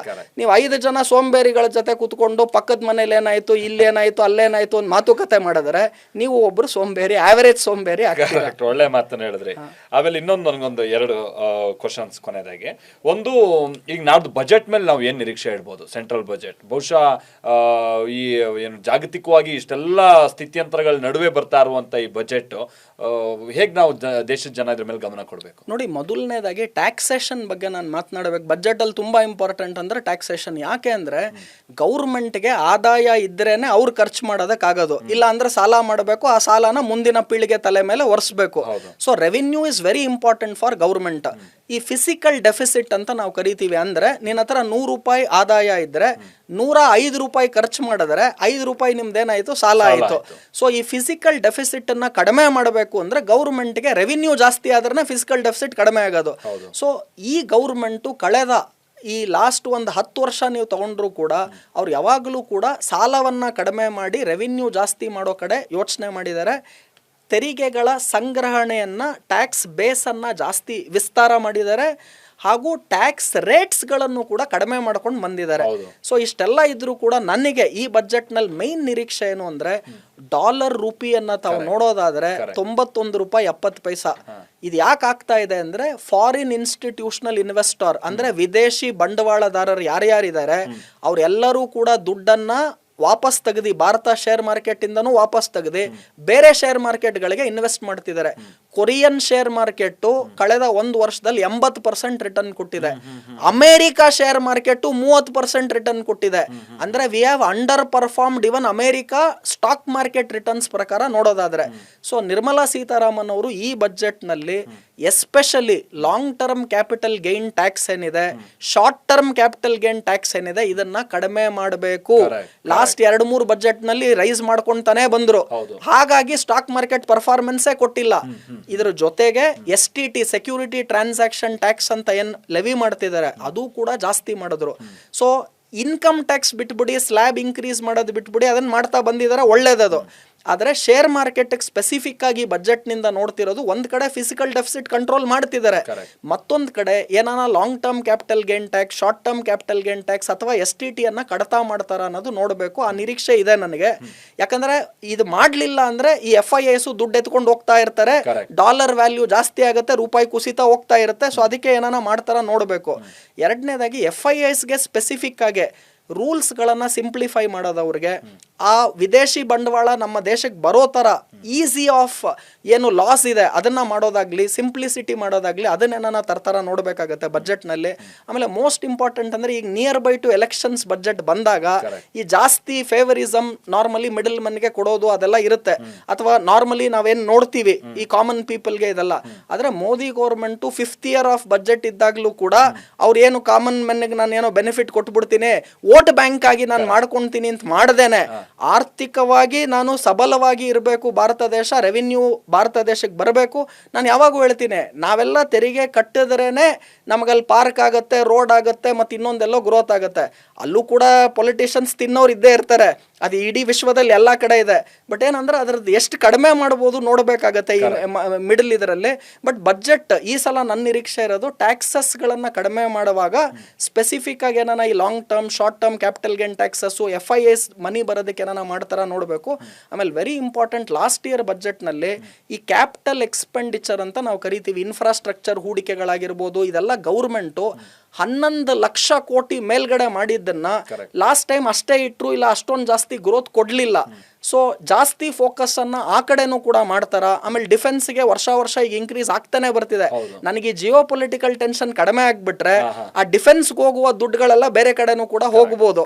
ಸೊ ಇದೆಲ್ಲ ನೋಡ್ಕೊಂಡು ಉತ್ತಮವಾದಂತ ಬಜೆಟ್ ಹೇಗಿರ್ಬೇಕು ಅಂದ್ರೆ ಎಲ್ಲರಿಗೂ ಒಳ್ಳೇದಾಗ್ಲಿ, ಕಾಮನ್ ಮೆನ್ಗೂ ಒಳ್ಳೇದಾಗ್ಲಿ, ಸ್ಯಾಲರಿಡ್ ಕ್ಲಾಸ್ಗೂ ಒಳ್ಳೇದಾಗ್ಲಿ, ಆಮೇಲೆ ಮಿಡಲ್ ಕ್ಲಾಸ್ ಪೀಪಲ್ಗೂ ಒಳ್ಳೇದಾಗ್ಲಿ ನೋಡ್ಕೊಂಡು ಉತ್ತಮವಾದಂತ ಬಜೆಟ್ ಕೊಡುವ ನಿರೀಕ್ಷೆ ಇದೆ. ಇನ್ ಕೊನೆಯದಾಗಿ ನಂದೊಂದು ಪ್ರಶ್ನೆ ಏನು ಅಂತ ಅಂದ್ರೆ, ಹೌದು ಭಾರತದ GDP ಬಹಳ ಚೆನ್ನಾಗಿ ಬೆಳೀತಾ ಇದೆ. ಜರ್ಮನಿನ ಇನ್ನೇನು 4-5 ವರ್ಷದಲ್ಲಿ ಹಿಂದಾಕಿ ವಿಶ್ವದ 3ನೇ ಬಲಿಷ್ಠ ಆರ್ಥಿಕತೆ ಆಗುತ್ತೆ. ಇದೆಲ್ಲ ಒಂದ್ ಕಡೆ ಆಗ್ತಾ ಇರೋ ಚರ್ಚೆ. ಮೀನ್ ಟೈಮ್ ಡಾಲರ್ ಎದುರು ರೂಪಾಯಿ ಮೌಲ್ಯ ಕುಸಿತ ಮುಂದುವರಿತಾ ಇದೆ. 91.7 ಸಾರ್ವಕಾಲಿಕ ಕುಸಿತದ ಕಡೆಗೆ ಹೋಗ್ತಾ ಇದೆ. ಭಾರತದ GDP ಆರ್ಥಿಕತೆ ಅಷ್ಟು ಚೆನ್ನಾಗಿ ಬೆಳೀತಾ ಇದ್ರೆ ರುಪಿ ವ್ಯಾಲ್ಯೂ ಯಾಕೆ ಕಮ್ಮಿ ಆಗ್ತಾ ಇದೆ ಅನ್ನುವಂಥದ್ದು ಒಂದು ವರ್ಗದ ಪ್ರಶ್ನೆ ಆಗಿದೆ. ಇದು ಏನ್ ಈ ಮ್ಯಾಥಮೆಟಿಕ್ಸ್ ಅಂತ? ಎರಡೇ ಸಿಂಪಲ್ ಕಾರಣ ಏನಕ್ಕೆ ರೂಪಾಯಿ ಇಷ್ಟೊಂದು ಕುಸಿತ. ಆಕ್ಚುಲಿ ಏನಾಗ್ತಿದೆ, ಬೇರೆ ಕರೆನ್ಸಿಗಳು ಡಾಲರಿನ ಎದುರು ವೃದ್ಧಿ ಆಗ್ತಾ ಇದೆ. ಆದ್ರೆ ನಮ್ಮ ಇಂಥ ಟೈಮಲ್ಲಿ ಇಂಡಿಯನ್ ಕರೆನ್ಸಿ ಆದ ರುಪಿ ಏನಾಗ್ತಾ ಇದೆ, ಡಾಲರ್ ಎದುರು ಕುಸಿತ ಕಾಣ್ತಿದೆ. ಬೇರೆ ಎಲ್ಲ ಕರೆನ್ಸಿಗಳು ಡಾಲರ್ ಬೀಳ್ತಾ ಇದೆ, ಬೇರೆ ಕರೆನ್ಸಿಗಳು ಜಾಸ್ತಿ ಆಗ್ತಿದೆ. ಇಲ್ಲೇನಾಗ್ತಿದೆ, ಡಾಲರ್ ಮೇಲೆ ಹೋಗ್ತಾ ಇದೆ, ರುಪಿ ಕುಸಿತಾ ಇದೆ. ಯಾಕೆ ಅಂದ್ರೆ ನಂಬರ್ 1 ರೀಸನ್ ಏನು ಅಂದ್ರೆ ಈ ಫಾರಿನ್ ಇನ್ಸ್ಟಿಟ್ಯೂಷನಲ್ ಇನ್ವೆಸ್ಟರ್ಸ್ ದುಡ್ಡನ್ನೆಲ್ಲ ವಾಪಸ್ ತಗೊಂಡು ಅವ್ರ ದೇಶಕ್ಕೇನೆ ಇನ್ವೆಸ್ಟ್ ಮಾಡ್ತಾ ಇದ್ದಾರೆ. FIIs ಏನು ದುಡ್ಡನ್ನ ವಿತ್ಡ್ರಾ ಮಾಡ್ತಿದ್ದಾರೆ ಭಾರತದ ಷೇರು ಮಾರ್ಕೆಟ್ ಇಂದ, ಅವ್ರು ವಿತ್ಡ್ರಾ ಮಾಡಿದಾಗೆಲ್ಲ ಪ್ರೆಷರ್ ಜಾಸ್ತಿ ಆಗುತ್ತೆ. ಅವಾಗ ಏನಾಗುತ್ತೆ ಅಂದ್ರೆ ಸಪ್ಲೈ ಆಫ್ ಡಾಲರ್ಸ್ ಮತ್ತೆ ಡಿಮಾಂಡ್ ಆಫ್ ಡಾಲರ್ಸ್ ನೀವು ನೋಡೋದಾಯ್ತು ಅಂದ್ರೆ ಅವಾಗ ಈ ರೇಟ್ಗಳು ರೂಪಿ ಕುಸಿತ ಹೋಗುತ್ತೆ, ಡಾಲರ್ ಏರಿಕೆ ಹೋಗುತ್ತೆ. ಹಾಗಾಗಿ ನೀವೇನಾನ ಇದನ್ನ ನಿಲ್ಲಿಸಬೇಕು, ಅಥವಾ ಈಗಿರೋ 91 ರೂಪಾಯಿ 70 ಪೈಸಾ ವಾಪಸ್ ನಾನು 85 ರೂಪಾಯಿ 80 ರೂಪಾಯಿಗೆ ತರಬೇಕು, ಆ ಥರ ಏನಾನ ಮಾಡಬೇಕು ಅಂದ್ರೆ ಈ ಸಲ ಬಜೆಟ್ನಲ್ಲಿ ಫಾರಿನ್ ಇನ್ಸ್ಟಿಟ್ಯೂಷನಲ್ ಇನ್ವೆಸ್ಟರ್ಸ್ಗೆ ಬೆನಿಫಿಟ್ ಆಗುವಂತಹ ಬಜೆಟ್ ಪಾಲಿಸಿಗಳನ್ನು ಕೊಡಬೇಕಾಗತ್ತೆ. ಒಂದು. ಎರಡನೇದು ವೆರಿ ವೆರಿ ಇಂಪಾರ್ಟೆಂಟು, ನೀವು ಈ ರೂಪಾಯಿನ ಮೌಲ್ಯದಲ್ಲಿ ಮುಂಚೆ ಏನಾಗ್ತಿತ್ತು, ರಿಸರ್ವ್ ಬ್ಯಾಂಕ್ ಆಫ್ ಇಂಡಿಯಾ 87-88 ಅಲ್ಲೇ ಹೋಲ್ಡ್ ಮಾಡಬೇಕು ಅಂದ್ಬಿಟ್ಟು ಅವ್ರೇನು ಮಾಡ್ತಾರೆ ಅಂದರೆ ಯಾವಾಗ ಡಾಲರ್ ಜಾಸ್ತಿ ಆಗಕ್ಕೆ ಸ್ಟಾರ್ಟ್ ಆಗುತ್ತೋ ಡಾಲರ್ಗಳನ್ನು ರಿಸರ್ವ್ ಬ್ಯಾಂಕ್ ಆಫ್ ಇಂಡಿಯಾ ಮಾರಾಟ ಮಾಡುತ್ತೆ, ಸಪ್ಲೈ ಕೊಡುತ್ತೆ. ನಿಮಗೆ ಡಿಮಾಂಡ್ ಇದೆ, ಬೇಡಿಕೆ ಇದೆ, ಡಾಲರ್ ಬೇಕು ಅಂದಾಗ ರಿಸರ್ವ್ ಬ್ಯಾಂಕೇ ಕೊಡುತ್ತೆ. ಹತ್ತತ್ರ $700 ಬಿಲಿಯನ್ ಮೇಲ್ಗಡೆ ರಿಸರ್ವ್ಸ್ ಇದೆ. ಈ RBI ಏನ್ ಮಾಡ್ಬಿಡ್ತು, 87, 88 ವರ್ಗು ಅವ್ರು ಕಂಟ್ರೋಲ್ ಮಾಡ್ಕೊಂಡೇನೆ ಅವ್ರು ಆರ್ಟಿಫಿಷಿಯಲ್ ಆಗಿ ಅದನ್ನ ಅದ್ರ ಮೇಲೆ ಹೋಗ್ದಿರಂಗ್ ನೋಡ್ಕೊಂತಾ ಇದ್ರು. ಆಮೇಲೆ ಏನ್ ಮಾಡ್ಬಿಟ್ರು, ಇವಾಗ ನಾವೇನು ಕಂಟ್ರೋಲ್ ಮಾಡೋದಿಲ್ಲ, let market determine whatever it is, let it go to 91, 92, no problem, ನಮ್ಮ ಎಕ್ಸ್ಪೋರ್ಟ್ಗಳಿಗೆ ಬೆನಿಫಿಟ್ ಆಗುತ್ತೆ ಅಂತ ಆ ಒಂದು ನೀತಿಯನ್ನು ತಗೊಂಡ್ರು. ಸೊ RBI ಇಂಟರ್ವೆನ್ಷನ್ ಸ್ಟಾಪ್ ಆಯಿತು. RBI ಕೊಡ್ತಿದ್ದಂತಹ ಸಪ್ಲೈ ಏನಿತ್ತು ಡಾಲರ್ಸು ಅದು ಸ್ಟಾಪ್ ಆಯಿತು. ಫಾರಿನ್ ಇನ್ಸ್ಟಿಟ್ಯೂಷನಲ್ ಇನ್ವೆಸ್ಟರ್ಸ್ ವಿತ್ಡ್ರಾ ಮಾಡ್ತಾನೆ ಇದ್ದಾರೆ. ಈ ಮೈನ್ ಕಾರಣದಿಂದಾಗಿ ಈ ಪ್ರೆಷರ್ ಬಂದಿದೆ. ಸೊ ಬಜೆಟ್ನಲ್ಲಿ ಇದಕ್ಕೆ ನಿರ್ಮಲಾ ಸೀತಾರಾಮನ್ ಅವರು ಖಂಡಿತವಾಗ್ಲೂ, ನಾವು ವಿದೇಶಿ ಬಂಡವಾಳದಾರರು ಏನೇನಿದ್ದಾರೆ ನಾವೇನು ಅನ್ಕೊಂಡ್ಬಿಟ್ಟಿದೀವಿ, ಅವ್ರೇನು ಬೇಡ ನಾವೇ ಒಳಗಡೆ ಇದು ಮಾಡ್ತೀವಿ, ಈ ಥರ ನಿಲುವುಗಳು ಬಂದಿದೆ. ನಾವೇನು ತಿಳ್ಕೋಬೇಕು, ಇಡೀ ವಿಶ್ವ is one country, whole world is one country. Live and let live ಪಾಲಿಸಿಯಲ್ಲಿ ನಾವು ನೋಡಬೇಕಾಗತ್ತೆ. ಸೊ ಹಾಗಾಗಿ FIIs ಮನಿ ಬೇಡ ಅನ್ನೋ ಬದಲು ಅವ್ರನ್ನೂ ಕೂಡ ನಾವು ತಗೊಳ್ತೀವಿ, ಕನ್ಸಿಡರ್ ಮಾಡ್ತೀವಿ. ಆಮೇಲೆ FIIs ತುಂಬಾ ಬುದ್ಧಿವಂತರು. ನಾನು ಕೊರಿಯನ್ ಮಾರ್ಕೆಟ್ ಅಲ್ಲಿ 80% ರಿಟರ್ನ್ ಬರ್ತಿದೆ, ಅಲ್ಲಿ ಟ್ಯಾಕ್ಸ್ ಪಾಲಿಸೀಸ್ಗಳು ಚೆನ್ನಾಗಿದೆ ಅಂದ್ರೆ ಅವ್ರ ದುಡ್ಡನ್ನು ಅಲ್ಲಿ ಹಾಕ್ತಾರೆ, ಇಂಡಿಯಾಗ ಹಾಕಲ್ಲ. ಅವ್ರಿಗೇನು, ನಾನು ಹಾಕೋ ದುಡ್ಡಲ್ಲಿ ಹೈಯೆಸ್ಟ್ ರಿಟರ್ನ್ ಎಲ್ಲಿ ಬರುತ್ತೆ ನಾನು ಅಲ್ಲಿ ಹಾಕ್ತೀನಿ ಅಂತ.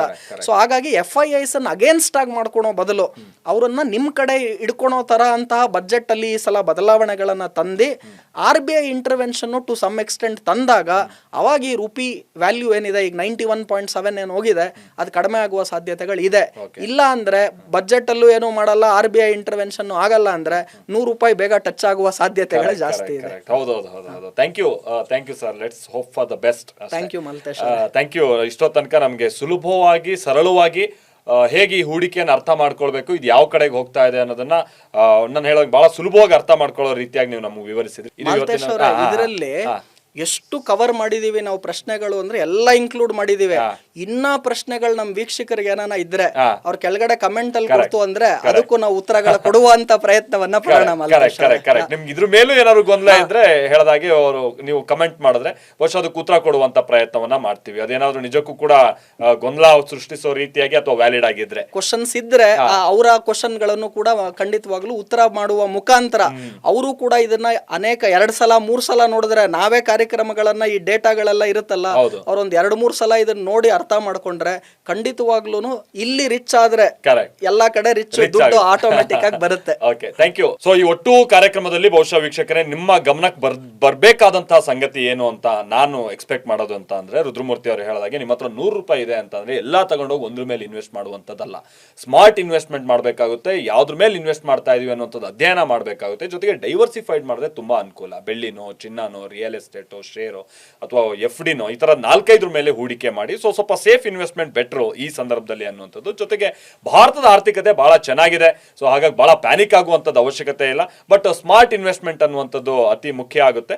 ಅದರ ಜೊತೆಗೆ ರುದ್ರಮೂರ್ತಿ ಅವರು ಇನ್ನೊಂದು ಸಲಹೆ ಕೊಟ್ಟರು, ಇನ್ ಕೇಸ್ ಇದ್ರ ಮೇಲೆ ಏನಾದ್ರು ನಿಮಗೆ ಡೌಟ್ಸ್ ಇದ್ರೆ ನಿಮ್ಗಿರುವಂಥ ಡೌಟ್ಸ್ ಅನ್ನ ನೀವು ಕಮೆಂಟ್ಸ್ ಮಾಡಿ ಹೂಡಿಕೆಗೆ ಸಂಬಂಧಪಟ್ಟ ಹಾಗಿನ ಸಾಧಾರಣ ಸಲಹೆಗಳನ್ನ ಕೊಡೋದಕ್ಕೂ ಕೂಡ ರುದ್ರಮೂರ್ತಿ ಅವ್ರ ಮುಖ್ಯವಾಗಿ ನಾವು ಪ್ರಯತ್ನ ಮಾಡ್ತೀವಿ. ಬಟ್ ಒಂದು ನಿಮ್ಮ ಕ್ವಶನ್ಸ್ ಬಹಳ ವ್ಯಾಲಿಡ್ ಆಗಿರಲಿ ಅನ್ನುವಂಥದ್ದು ನಾನು ಅಷ್ಟೇ ಮಾತ್ರ ಇಲ್ಲಿ ಕೇಳ್ಕೊಳ್ತಾ ಇರುವಂಥದ್ದು. ಸೊ ಇದಾಗಿತ್ತು ಈ ಹೊತ್ತಿನ ವಿಶೇಷ. ನಿರಂತರ ಸುದ್ದಿಗಾಗಿ ನೋಡ್ತಾರೆ TV9.